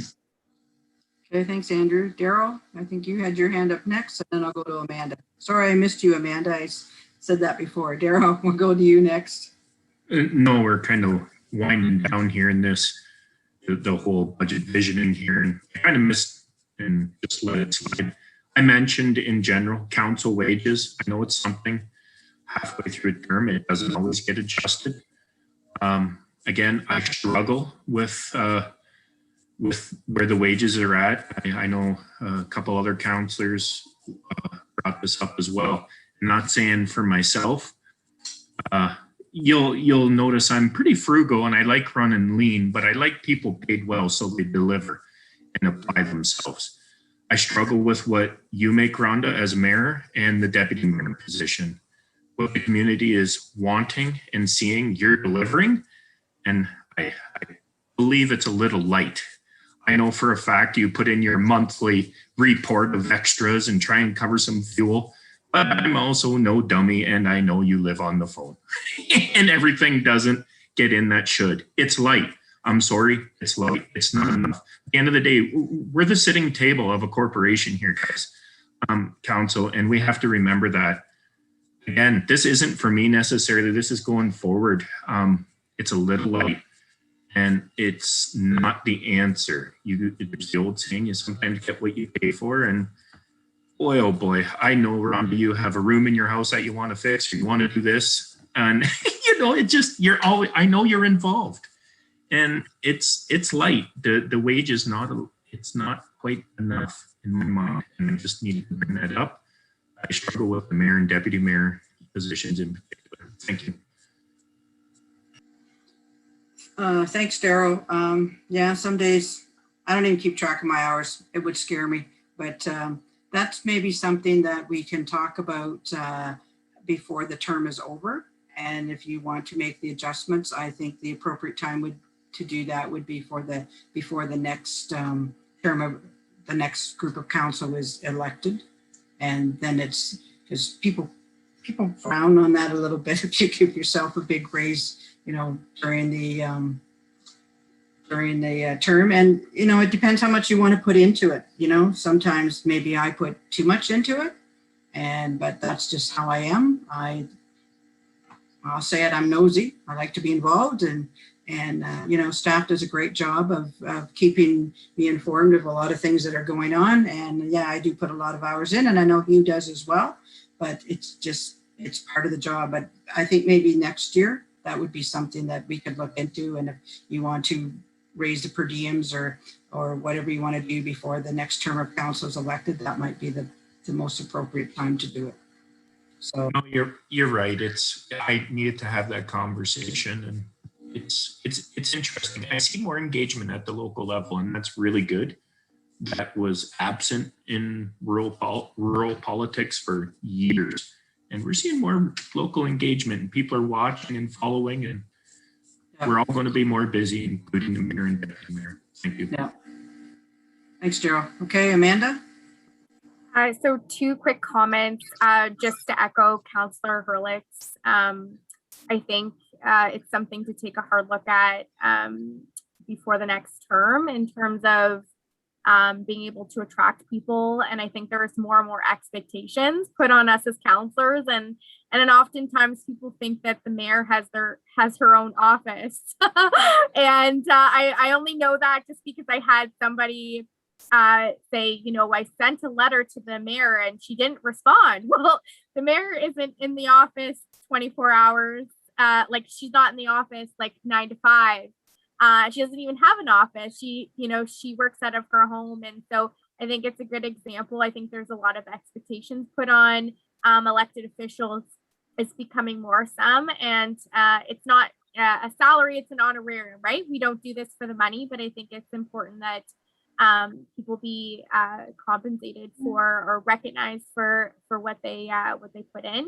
The second comment is just going back to Councillor McAlpine's comments regarding the grants, and I just wanted to make this comment again, echoing Mayor Agat's. I don't have a crystal ball, but we can probably expect there to be some more opportunities come this fall with the fall economic statement.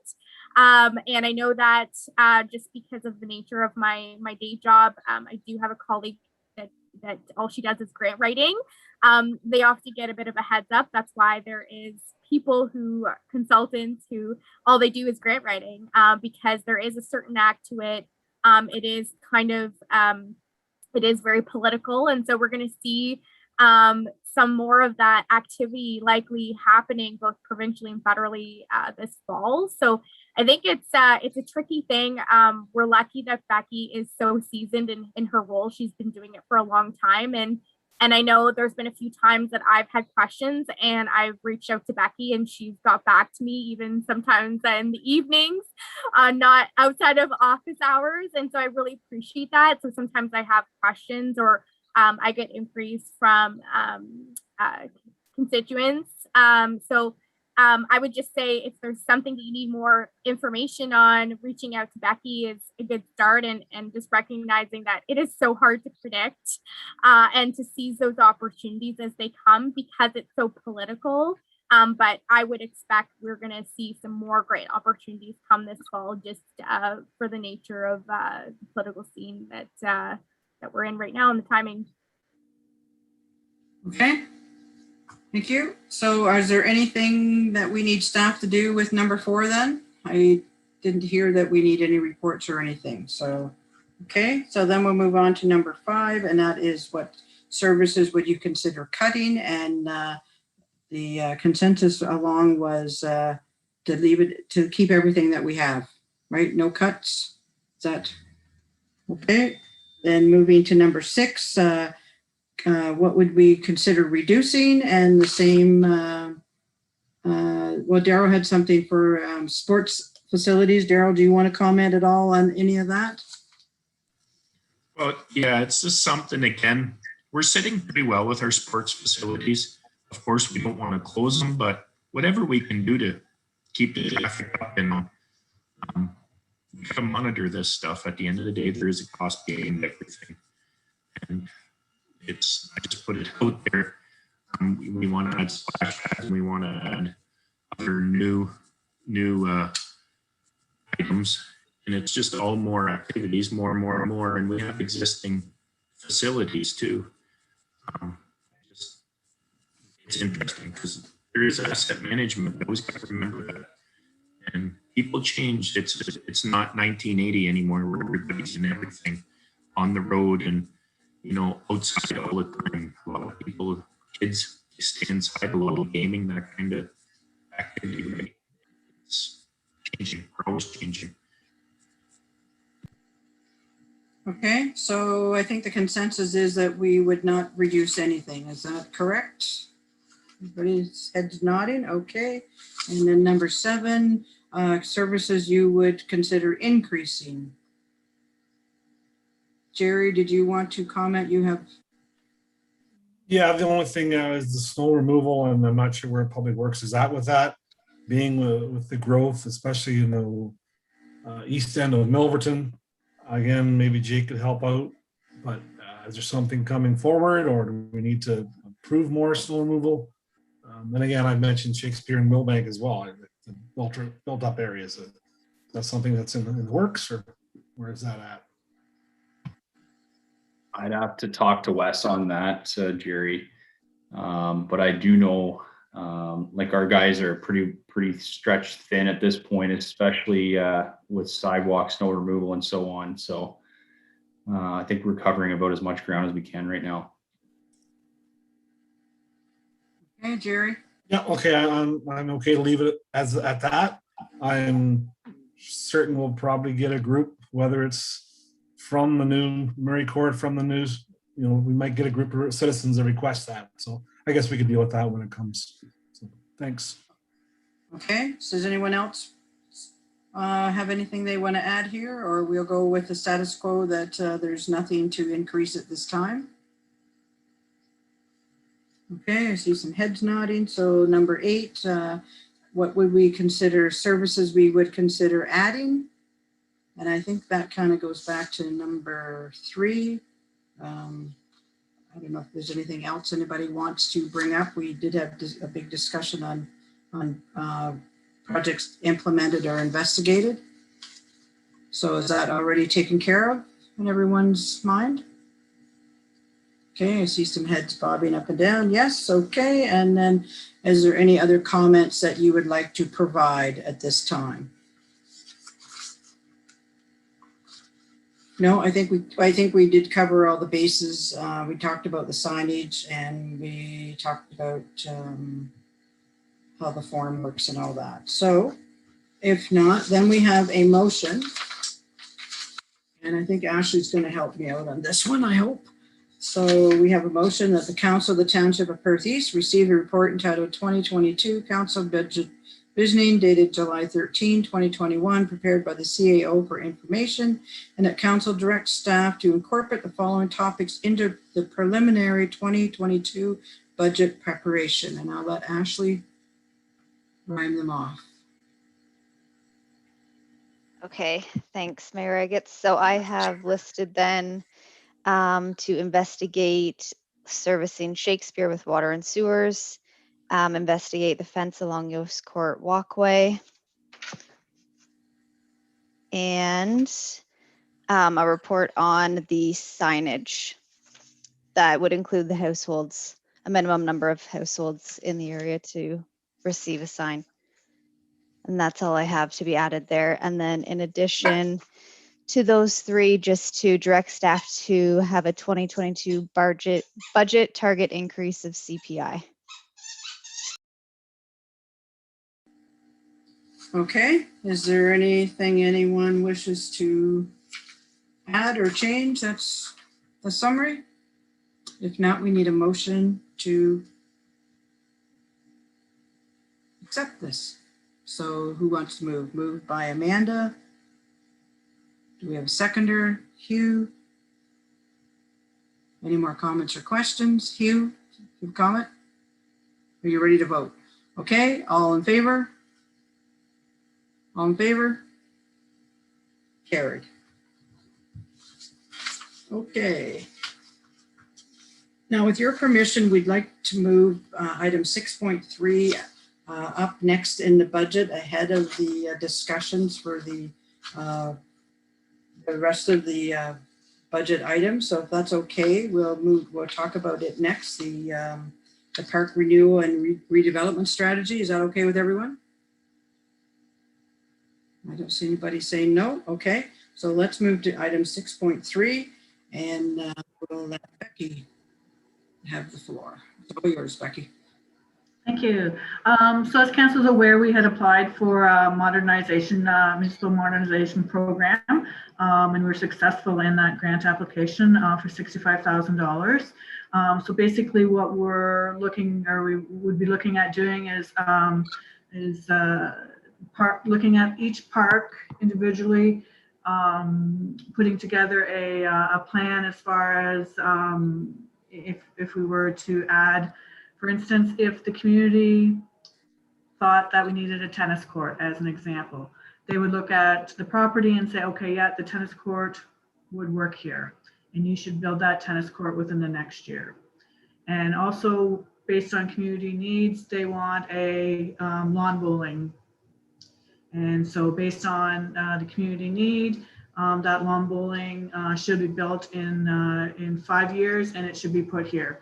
So at the end of the day, the consultant would be working with our local community groups, with the general public through surveys, focus group meetings, whether they're in person or via Zoom, to determine what the actual needs are and wants are of the community, so that and not that we'd want to squash the efforts of the people that have come forward with their ideas, but is that really the need of the community? And that we would get that answer to say, yes, we want a lawn bowling court put here in Shakespeare, or as the example. So at the end of the day, Greenwood Park, Loud, Yoast, Morningdale, Newton, Perk, and Shakespeare, there would be kind of a drawing planned out saying this is how in 25 years, this is what this place is going to look like. So as this is a continuation of our existing 2017 Parks and Rec master plan, we're recommending that Monteith Brown Planning Consultants continue the process. And this is in compliance with our procurement policy. And I'll take any questions. Okay, any questions for Becky? Jerry? Yeah, that was one of my main concerns, is that we did the master rec plan. But it sounds like in your explanation, this is going to be a kind of a follow-up of this. Some of those timelines, I think there were 62 recommendations within that master recreation report. I think they were listed as high, medium, low as far as priority. And I guess the way it's going to work, this new plan, that I certainly hope it's not going to cost $65,000. The master rec plan did the entire township, everything, and it was only 50,000. I'm not saying only, but it was 50,000. So I hope this comes under that. So, and again, I'm hoping that they look. It's good that we accept, if council does, that accept the same company, that they go back and some of those timelines are there. I just don't. I do think it's probably the best idea for the township to have this completed. I just don't want to deflate the groups that have come forward. The splash pad group, the Optimists with their skate park. I just don't want to deflate those folks from, saying, oh, there's going to be a plan. They're probably going to say no to this. So I want to make sure that, they get recognized. And then I have a follow-up. Okay, Becky? So, yeah, just to reply to that. So this is actually digging deeper than our actual master plan, and why the cost of it will be higher because it will actually have a landscape architect do drawings. So it's not, so there's a little bit further, there'll be site plans done basically for each. So that's a little bit more work as far as that. And just that's part of the reason why the cost is more, and because it's more focused.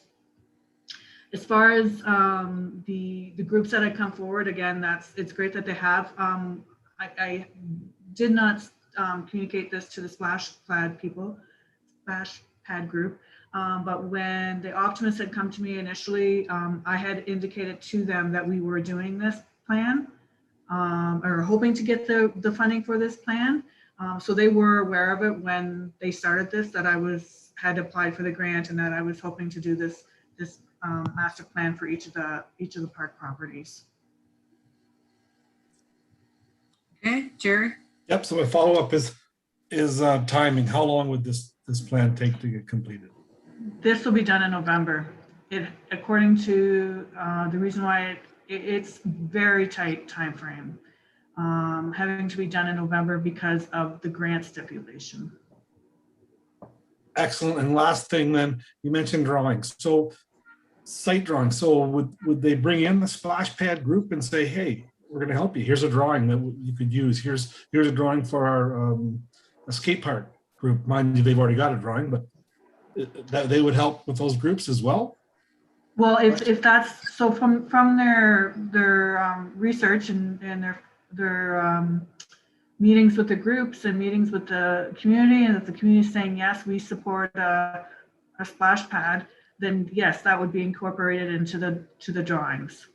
It does, again, it doesn't necessarily mean just like the master plan, it doesn't mean that council has to approve it, you know, to say that next year we're going to be putting in a splash pad. It'll just, again, be recommendations to council, and then because council might say, no, we want to put a skateboard park in before a splash pad, or we want to do a pickleball instead, or whatever council wishes, but it's going to have that plan kind of made out for us. So then again, when we're going back to the grant opportunities coming in, we're going to have a list of priorities that, you know, Rostock needs to have this, or whatever I'm just using that as an example, but you know, that we'll have that list of priorities done for us.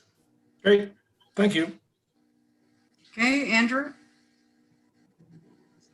No, it does sound like it's a little more detailed. I'm just a little, not concerned, but we're putting the cart before the horse a little bit here. You know, we have the rec funding policy with a certain number attached to it.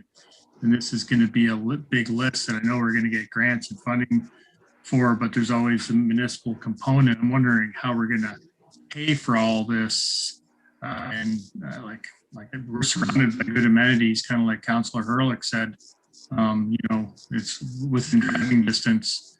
I'm not sure, you know, even if it's non-binding, the ongoing, well, it's on this plan thing is going to be disheartening for council and for people who want to desire more amenities, right? Do we have to think of costs? Was there any, you know, consideration given to through this report? Like, we'll get a total, say everything, today's money is like $2 million. You're going to get a total of how we're going to fund all this stuff eventually, or is it just going to be ad hoc when we get funding for it? Prioritizing, you know, like I said before, Shakespeare Athletics has been sitting on $200,000 worth of improvements they've wanted to do, but haven't been able to fundraise because of COVID, right? Like, how do we set the priorities? Is the report set the priority? There's a lot of questions, right? I'm not opposed to the report, and I definitely, like Councillor Smith said, don't want to hold up any groups that want to have the money and just want to go ahead and put their thing in, council or not. But we need to consider how we're going to pay for this, because I don't think as a group we've decided that we want to increase our recreational funding. So that's something we need to consider, right? Yeah, I guess we just took direction because we had brought this to council, and council approved to apply for the grant. So it kind of puts us in a situation now you're saying that we don't want to apply for this. So again, they'll put a budget out there and say, you know, this is what it's going to cost you over the next 10 years. to have these amenities. And again, they're going to work with your Shakespeare Athletic Association for the things that are priority in their group. And I don't know that they have $200,000. I had reached out to them and asked them, and I haven't got that back yet. But anyways, that's another. But it's council's wish. If you don't want to proceed with this, that's. I appreciate the comments. It does make sense. I'm just saying that everybody knows this, there's going to be a price tag attached to doing all this work, and it's going to be public knowledge. So we have to be prepared to, reasonable expectations, what actually needs to be done. It is the council decision ultimately, but Right. This report will be referred to, and we need to make sure that, we can justify doing or not doing things, right? So I'm guessing, I haven't seen the details of the report. That's why I'm asking costing for each project and will be in it. So that's good. Oh, yes. Yeah. So costing for each project would be included in it. And two, whether it's something that it's not like they're going to say you need all this by 2023 either, that we're going to be spending $2 million in 2023, though, it'll be over time so that it can be affordable, right? So if we do this report, this will help gather the information. I think that and you just touched on that, Andrew, like if we put something in, what is the cost over the next 10 years for the municipality to keep it there, like a splash pad, for instance. Every year you got closing it, opening it, the water, and I'm hoping that this report is going to give us that information, and in the community, can the community support doing more than one project? Is there enough interest in the community? Yes, they've had people step forward and say, yeah, it's a great idea, but when it comes to raising the funds, are they going to support 2 or 3 projects, one project? And this report, I believe, is going to tell us all that information and help us, because otherwise, where are we going to get that information from? I'm not sure, where it's going to come from. Becky's going to have to do a lot of legwork, so let's let this company do the legwork for us. Just because it's there doesn't mean we have to do it, right? It's council's decision then once we get the information of what direction we want to go. Darryl? No, exactly. I'll just touch on this, for example. So the splash pad issue. Okay, so Tavistock is warming up. They're hitting the countryside already. So then Shakespeare's going to be hitting the countryside too.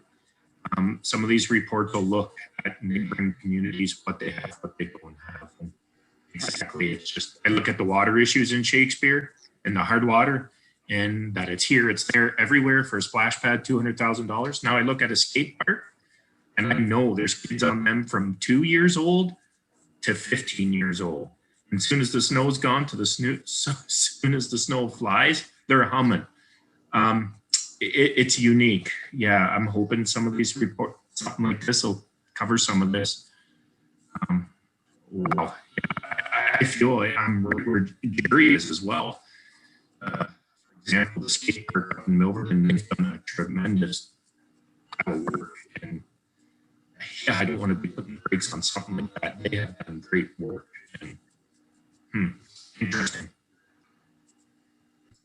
Okay, any more questions on this report? Excuse me, if not, we do have a motion that the Council of the Township of Perth East receive the Park Renewal and Redevelopment Strategy Report prepared by the Recreation and Community Services Manager dated July 13, 2021 for information, and that Monteith Brown Planning Consultants complete the Park Renewal and Redevelopment Strategy Plan at a cost of up to $65,000, which will be paid for through the Municipal Modernization Program. We have a mover and a seconder. Moved by Amanda. Second by Andrew. Is there any more comments or questions? All in favor?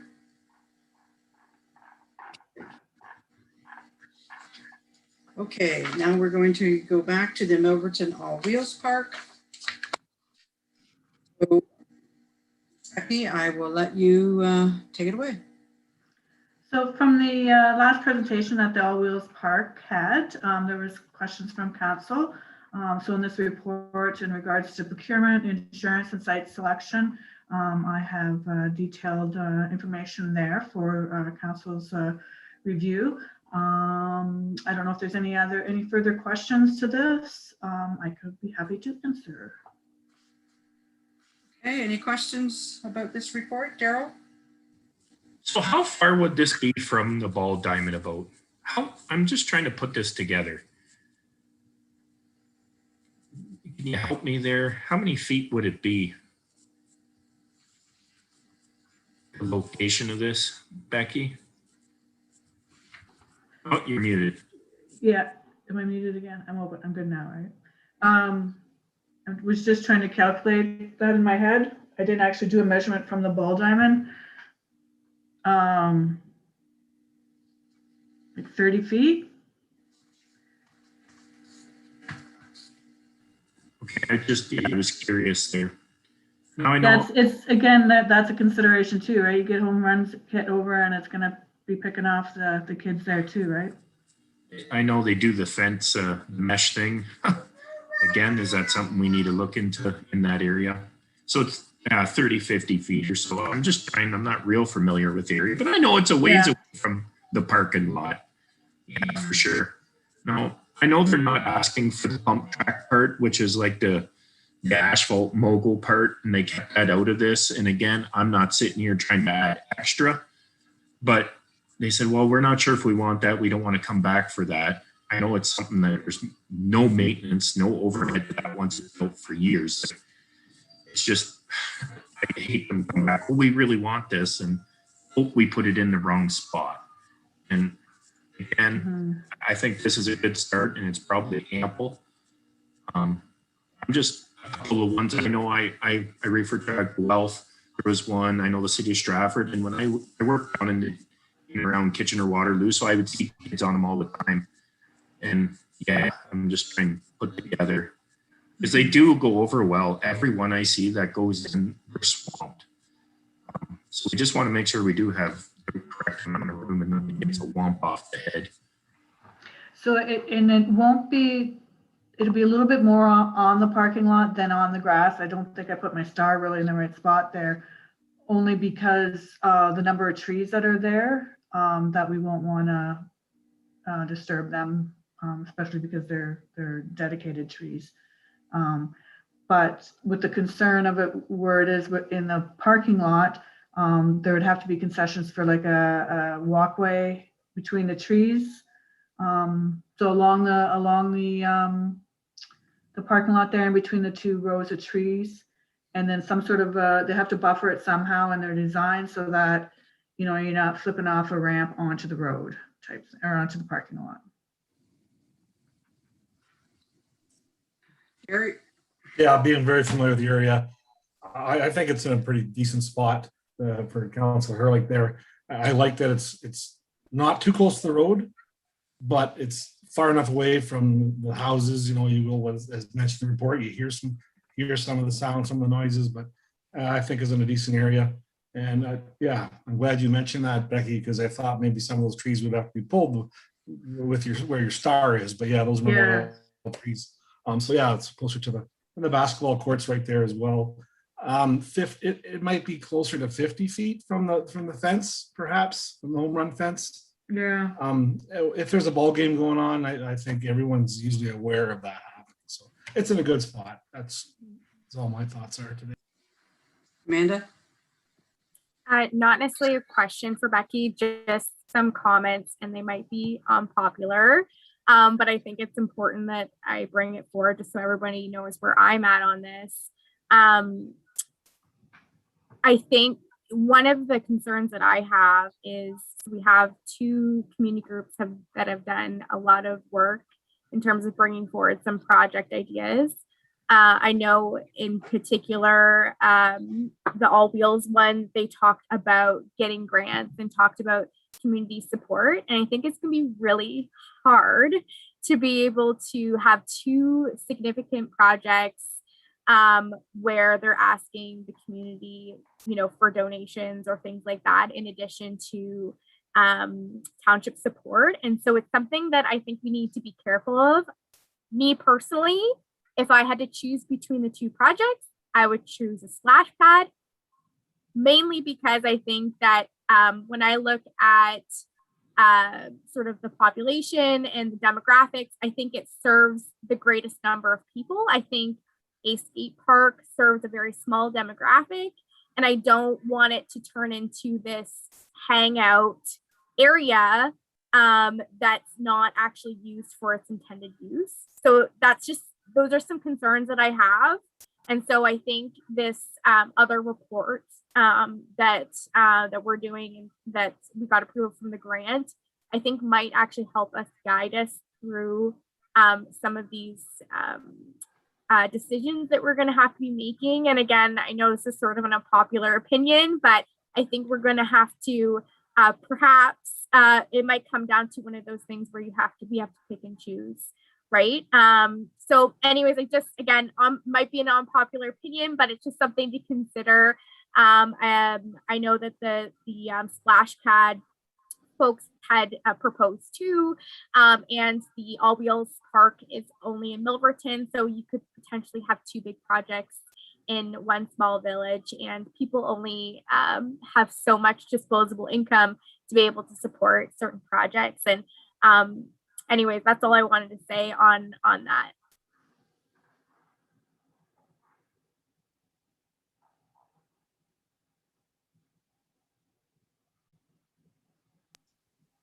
You're on mute, Mayor. I guess. Yeah. Sorry, I was muted. My dog was barking. Jerry? I can keep going. Nobody else has their hand up. To Councillor Broadhagen's comment, the donations, there was a number of groups that maybe perhaps because of COVID, they do have some extra monies. I know they didn't break a lot in, but they do, and they're hungry for some projects. The village raised, when we built the slide at the pool, we came together and I think we raised it all in less than 3 months. It's a lot less money, but I think this community is ready to and willing. I'm not saying we do both projects together, but over time, I really think that there's monies out there that will come in. We have a very generous community. I know it took, when we built the arena in 2004, and that took some time, but hey, it all came together. We have some very generous people in our area that are ready and willing to donate. So yeah, I don't, it's going to be tough doing both of them together. The question, do we wait until after this plan? Mind, it's only coming to, it's hopefully done in November. I think we give approval in principle to this project, and then we'll talk about the other one as well, but I think we need to get them going on it. Okay, thanks. We've lost Hugh due to the weather. I don't know what everybody else's weather is doing, but it's kind of scary around my house. But anyway, Hugh's going to try to come back in by phone. But the report that we had just before this one about the park renewal and redevelopment strategy was going to address some of these questions that we have, like, is it in the right spot? Is there the community 100% behind this? And that's what this park renewal and redevelopment strategy was to do, to identify some of those things. So we have three options as a motion before we go any further. And I guess I'll ask which, there's A, B, and C, and which, Jeremy? Yeah, sorry, I was trying to piggyback on Councillor Smith's comments about the fundraising. We're also fundraising as the Lions Club for just over $100,000 for the courtyard redevelopment at Knollcrest, and we haven't actually even launched that project, and we're halfway there almost. So we haven't even asked anybody for money. It's just coming in through word of mouth. So it is pretty crazy how much money can be raised in the community in Milverton with everything going on. I think Jerry's right. We've had people coming to us asking if they can donate money instead of us having to solicit money from people. Like people are hungry to make those donations, different businesses and stuff too. Like people want to go out there right now and do it. So I'm 100% certain that either one of these projects, I don't know what the total bill is, about $350 maybe. That's over the course of a couple of years. That's not a lot of money to raise, I don't think. in our community here anyways, in Mornington and Milverton. Just my 2 cents. I'm just trying to piggyback on what Jerry's saying. I think it won't be a problem, the money part of it. Okay, Andrew?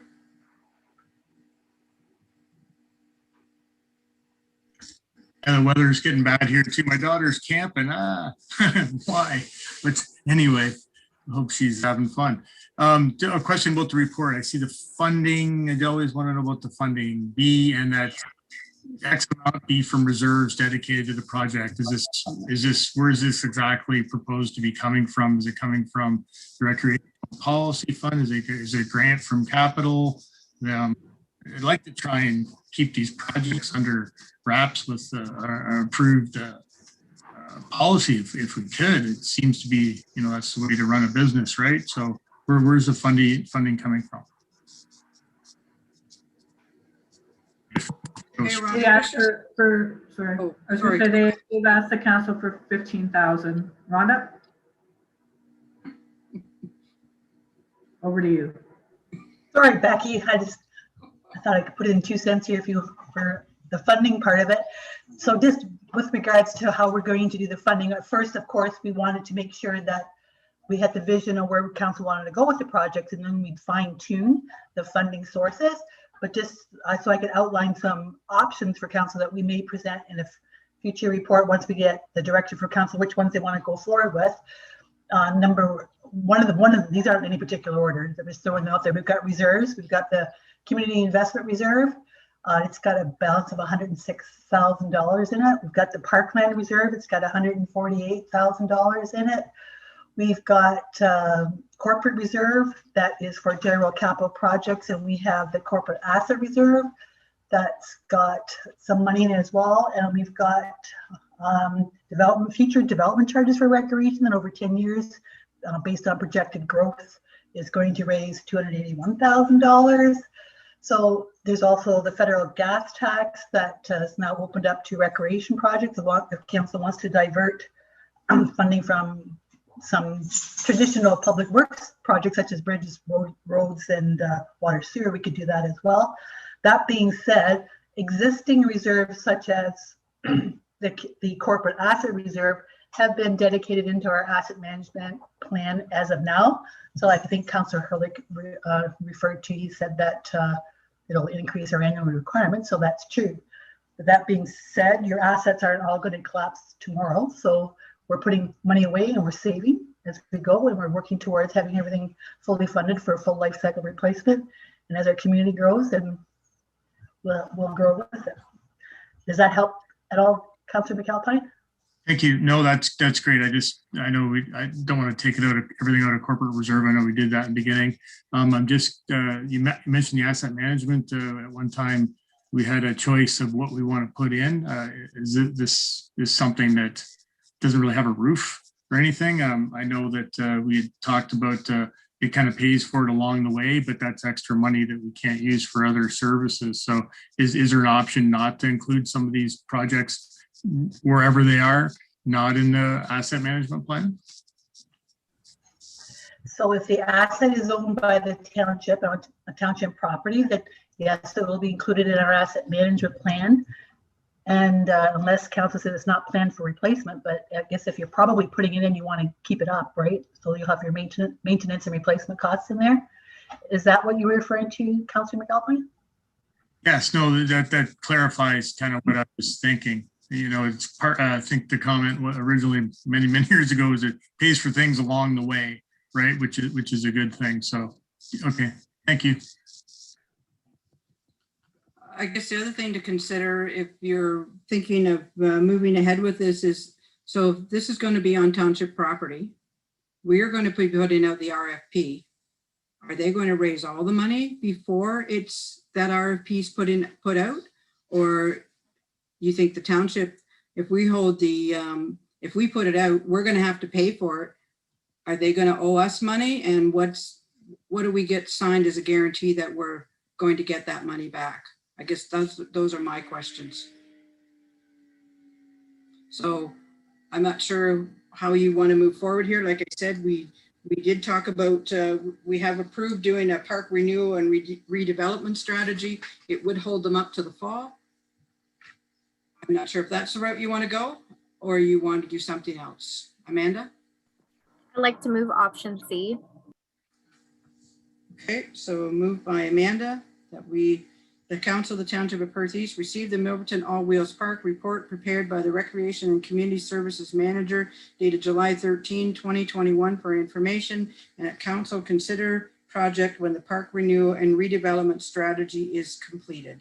So Amanda moved that. Do we have a seconder? Andrew? Do we have any more comments or questions? Jerry? It's probably the wisest thing to do, just from the township's perspective.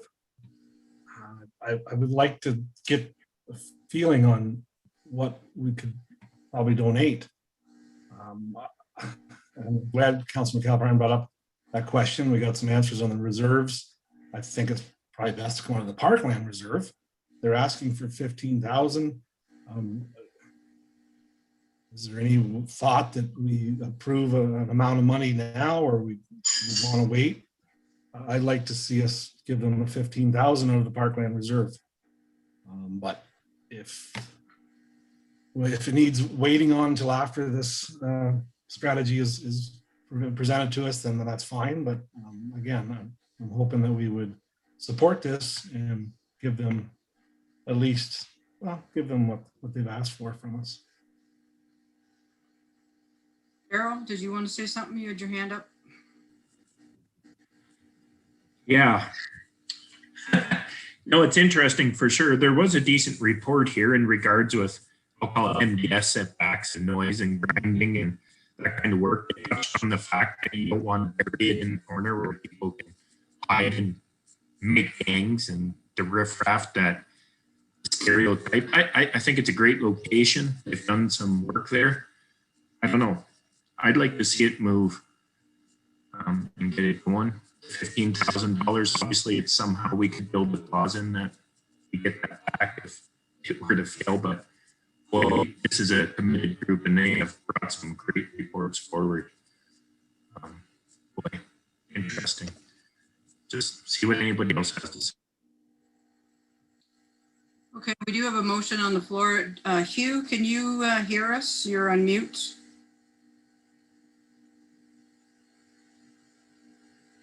Hugh, you might have to press *6 to unmute yourself.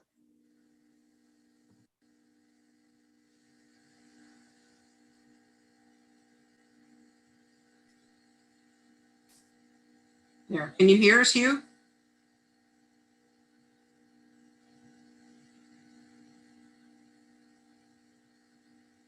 Can you hear us, Hugh?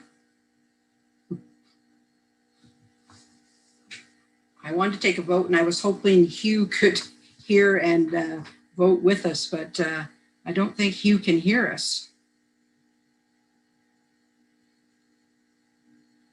Oh, there he's back. Okay, Hugh, you can hear us? Okay, we have a motion on the floor that council consider the project when the park renewal and redevelopment strategy is completed. And it was moved by Amanda, second by Andrew. All in favor of that motion? 1, 2, 3, 4, 5, 6, carried. Okay, then we will move to the Enabling Accessibility Fund. And I think this is Becky too. Becky, the floor is yours.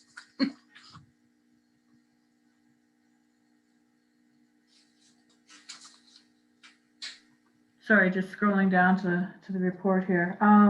So this is another fund that has become available. We had looked at possible projects in the community, in the township, had reached out to the Shakespeare Optimist Hall as well, if they had any very large accessible needs down there, and the most that what they had wouldn't be enough. So basically, it would be making the facility accessible. The washrooms would be torn down and rebuilt so that we would have not only accessible washrooms, but more of the number required, number of toilet closets that we are required to have in an assembly building, paving the driveway parking lot, redoing the, sorry, I'm pointing at my screen, but you can't see where I'm pointing. Paving, or sorry, putting down concrete for patio area, and then one on the outside that again is accessible. There is a, I'm not sure if you can see very clearly from the photo here, but an actual bridge across that, not only for accessibility, but just safety wise, because we do have a lot of people that go back and forth from the two sides of the park. Also would make for beautiful pictures for weddings and that sort of thing. And then just your basic accessibility needs, like the doors, new lighting, the kitchenette area, and then some accessible playground equipment as well. So there's, I think I said here, the minimum amount that we can apply for is $350,000. And then the municipality has to contribute $35,000 to the total cost of the project. Again, this is a very short deadline, which is why we had brought it to this meeting rather than council. It has to be submitted by the 29th. And the project cannot start until April 22, and it can be completed by 2024. If there's any questions, I would be happy to try to answer. Okay, questions for Becky? No questions. Council of the Township of Perth East received the Enabling Accessibility Fund report prepared by the Recreation and Community Services Manager dated July 13, 2021 for information, and that council directs staff to apply to the Enabling Accessibility Fund for the Morningdale Park. Do we have a mover and a seconder? Moved by Jerry. Second by Jeremy. Any more comments or questions? All in favor? Carried. Okay, and the next one is the Canada Community Revitalization Fund. And Becky, that's yours too. The floor is yours. All right, here I go again. So this is another fund that is available. The priority of this fund revitalization of Main Street's downtown cores, improve our event outdoor spaces, environmental impacts, and increasing accessibility. This is a shorter deadline. We have until the 23rd, and the projects have to be done by 2023. And they will pay up to 75% of the cost of the project, with up to $750,000. So looking at a few options that this grant would what's the word? Would be eligible. I have the Shakespeare Park, downtown park, if council decides what they would like to do with that property. Extending the existing Mill Street Trail from Mill Street to line 61, and then going from line 61 to road 131. I have that road right. Anyways, to Bruner. And then there's the two options for playgrounds for Lyle Yoast playground and the Newton playground. Is there any questions? Okay, questions for Becky? Andrew?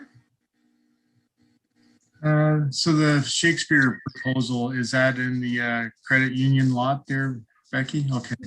Yeah, sorry, I didn't specify that in the report, but yeah, that was the idea, is to use that property. Well, it does check a bunch of boxes. Now the washroom thing, I know the business owners have been asking for a long time for a washroom. I think in Greenwood there was a time lockable doors. Was that correct? I can't remember. So that was you can say, have them timed so that they would open at 8 a.m. or whatever time you want, and then they would lock automatically at 7 p.m. or whatever. That checks a lot of boxes, I guess, for a lot of the business owners, and that area is just kind of not used.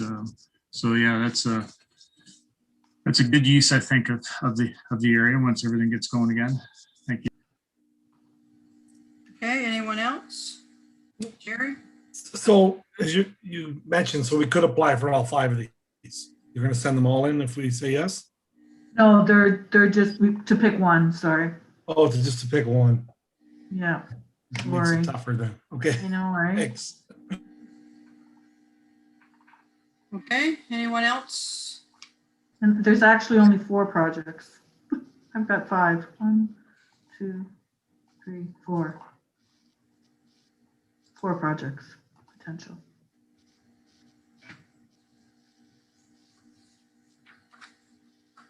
Jeremy? Sorry. I'm looking Okay, at the project. do you think any have a better chance of being successful than any others, or like they're just a shot in the dark here? Yeah, well, the eligibility project, that would be priorities are in that order of importance. So if you go by any of those comments.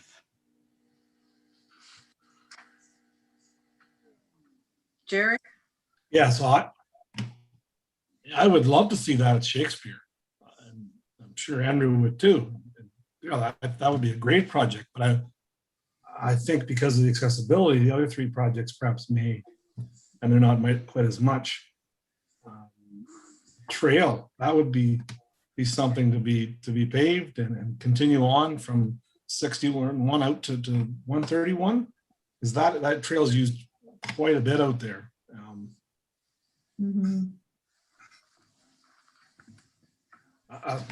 My vote would be for the trail.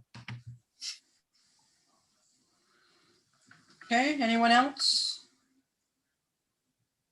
I guess I have a question with the downtown Shakespeare Park. Would that fall under the renewal that we just did, the park renewal and redevelopment, or is that more or less for things you put in them, not the actual park? Right? We certainly could we certainly could add that to the project list. I was just curious, or if council wishes to apply here, that the only thing we've talked a bit about this property with Teresa and I have talked a little bit about it, and there are other options as well, but if this is what council wishes, then that's the one we could go with too. So, Andrew? Can we discuss the other options or not? It's not that far along. It's not that far along to, and the other problem is we're still working with the credit union. So they have, maybe Teresa, I see she's unmuted, that maybe she's going to comment. I'll let Teresa explain what's going on with the credit union. So just as a follow-up, as council will recall, we had the request from the credit union regarding access, well, in terms of the parking lot. So the parking lot and the driveway access, there's actually not a access point or parking for that building.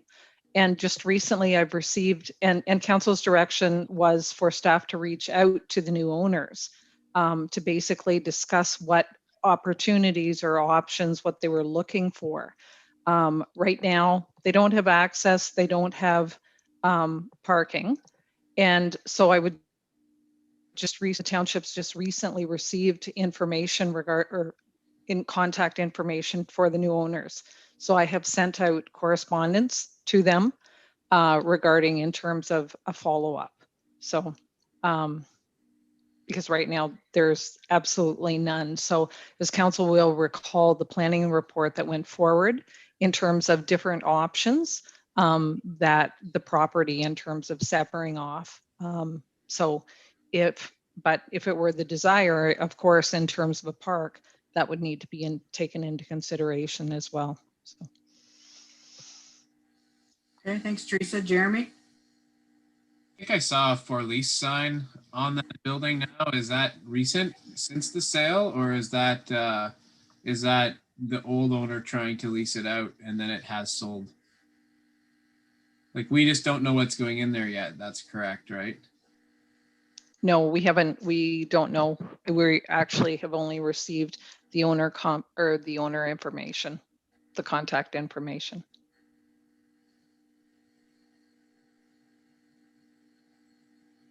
Okay, anyone else? Is council's wish. Jerry? I will see how far it goes. I move that we apply for the trails as in the report.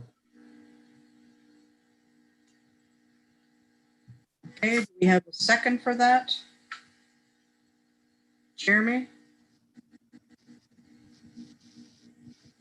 So the motion is the Council of the Township of Perth East receive the Canada Community Revitalization Fund report prepared by the Recreation and Community Services Manager dated July 13, 2021 for information, and that council direct staff to apply to the Canada Community Revitalization Fund for the following project, and that project is the trails. Jerry? So this question is for Jake. Would this help with the maintenance of the trail, being it would be paved, there's no, it's grass cutting, it's not gravel anymore? That would help some costs in the future? I would imagine to a degree, yes. But then, of course, it's got to get replaced at some point down the road. So that has to be considered as well. Okay, Jeremy?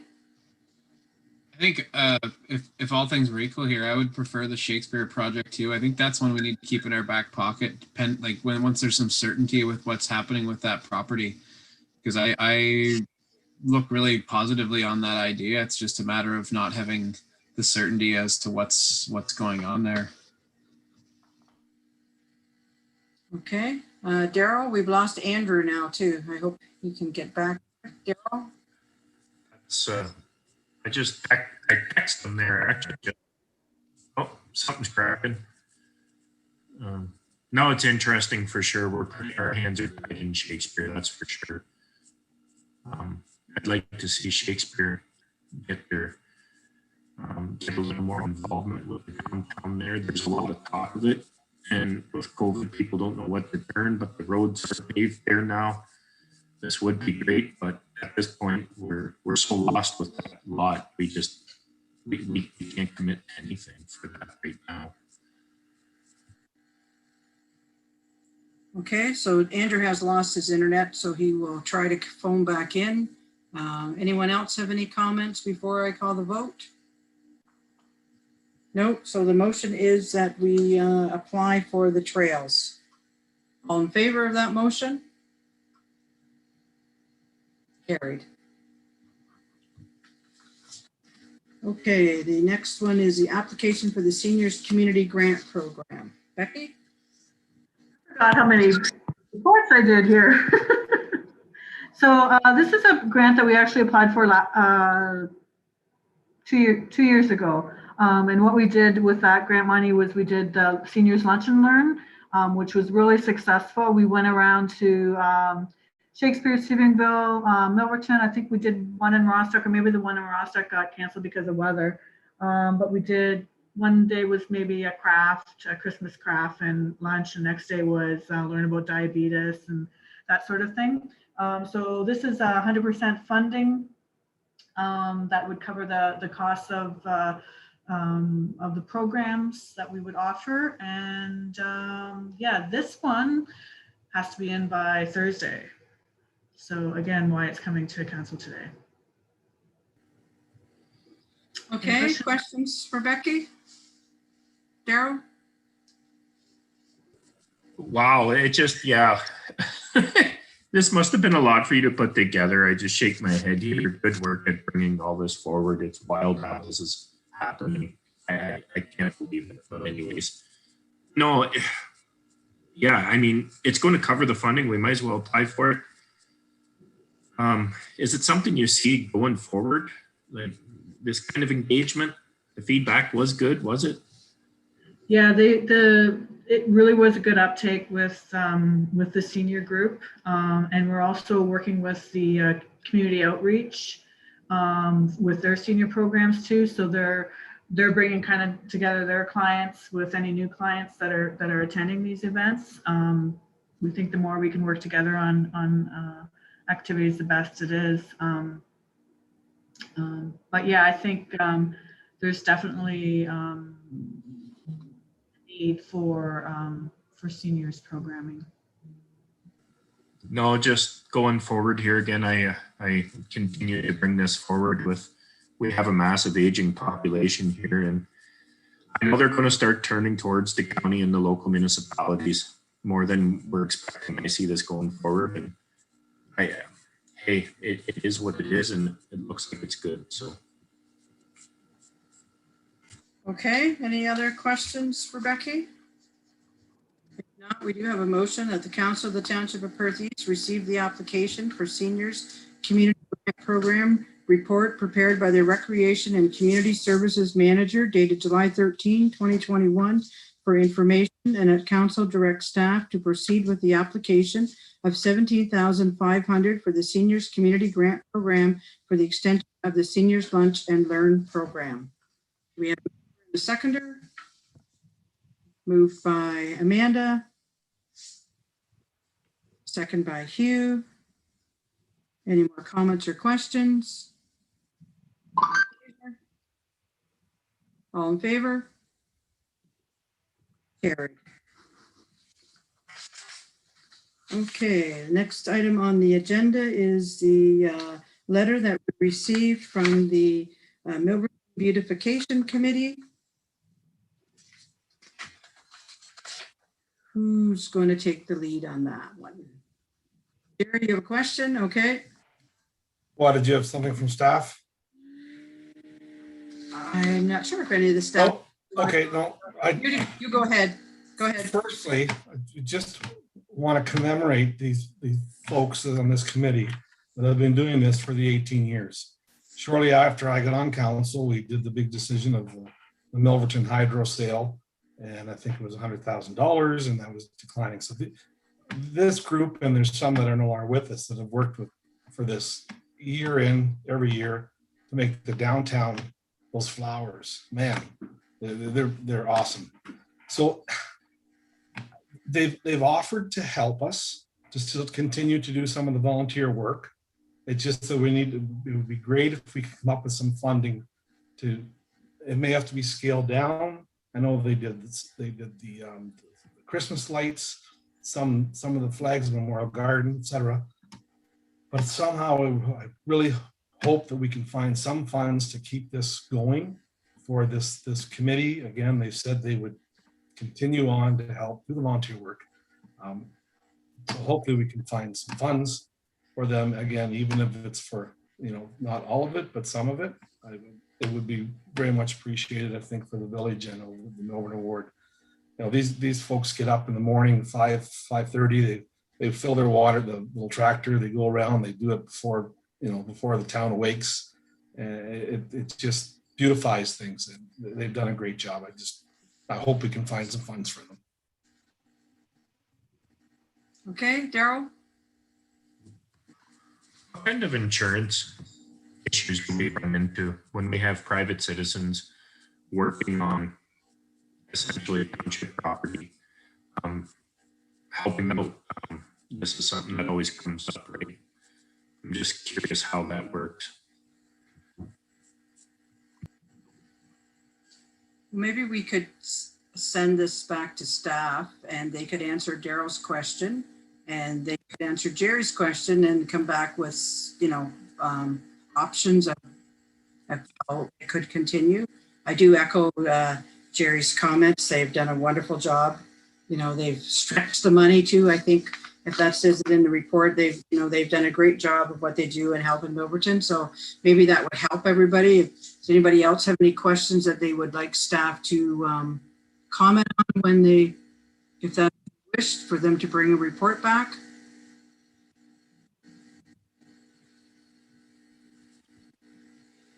No? Okay, so the Council of Township of Perth East received the correspondence from Pierre Allard, June Coulter, Angie DeWeer, and Rita Sniker, Milverton Beautification Committee dated June 28, 2021, regarding future costs for the Milverton beautification projects for information, and that staff bring a report back concerning, I don't know if you want just report back, but I think we have give direction to staff already what we're looking for, insurance and where the money can come from for this project.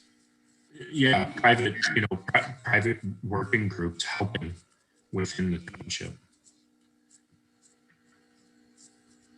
Okay, so Jeremy and Jerry, are you moving and seconding that? Seconded? I'll move. Moved by Jerry. Do we have a seconder? Amanda? Okay, Jeremy, you want to make a comment? Yeah, this is more along the lines of, we do have other communities in Perth East, and I'm wondering how or who is taking care of the beautification of the downtown areas in, say, Shakespeare and Sebringville, two of our larger communities.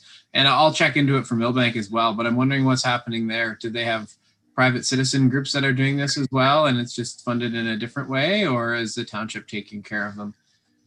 So we don't need an answer tonight unless you have it, but that can be included in the report. Okay, Hugh, do you have a question? Nope, okay. Anyone else have any more comments as staff? Is that enough information on what is to come back? Okay. So we have that moved by Jerry and second by Amanda. So all in favor? Carried. Okay, now we have, I believe, correspondence. So we had the splash pad group come tonight, and they're looking for some direction. What do you want to do with this? The same that we did with the skateboard park, that we wait till the that park renewal and redevelopment strategy report comes back? Amanda's nodding her head. Jeremy?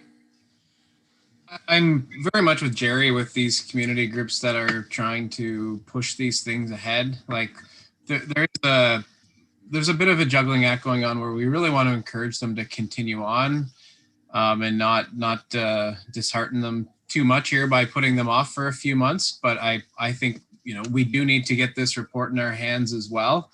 But I think there was a lot of foresight and thought put into this too, with the two groups coming together from Shakespeare and Milverton. I think having these splash pads working together, like Amanda said, to me, that's a really big, that's a real positive to have those communities working together, because we haven't seen that very much in the last decade or two, these two communities working together. So that to me is one of the more important things about this whole project, is if we have two work together from the north and the south end of the township, we really need to continue to push it forward and support them as well. So thanks to the two, to Laura and to Kevin for getting together and giving us that presentation. Okay, so Amanda? Are we looking for a motion, Mayor? Yes, we are looking for a motion. I'll make a motion that we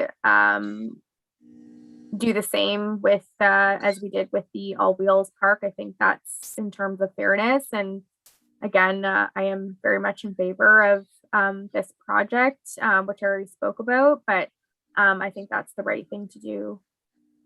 That would be my motion. Okay, do we have a seconder for that?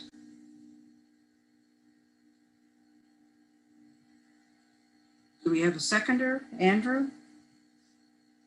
Okay, so the motion is that the Council of the Township of Perth East receive the presentation from Laura Purwiz, lead organizer for the community-based splash pad committee, and Kevin Adams, president of the Shakespeare Optimist Club, regarding a request for the splash pad project approval, Milverton and Shakespeare, for information, and that council asks that a report will come back when the park renewal and redevelopment strategy is presented. So, Ashley, where are you? I need help with the wording. Yeah, we can just say, and that council consider the project when the park renewal and redevelopment strategy is complete. Then it's the exact same as the All Wheels Park one, if council's okay with that. Okay, council, is that good with the mover and the seconder?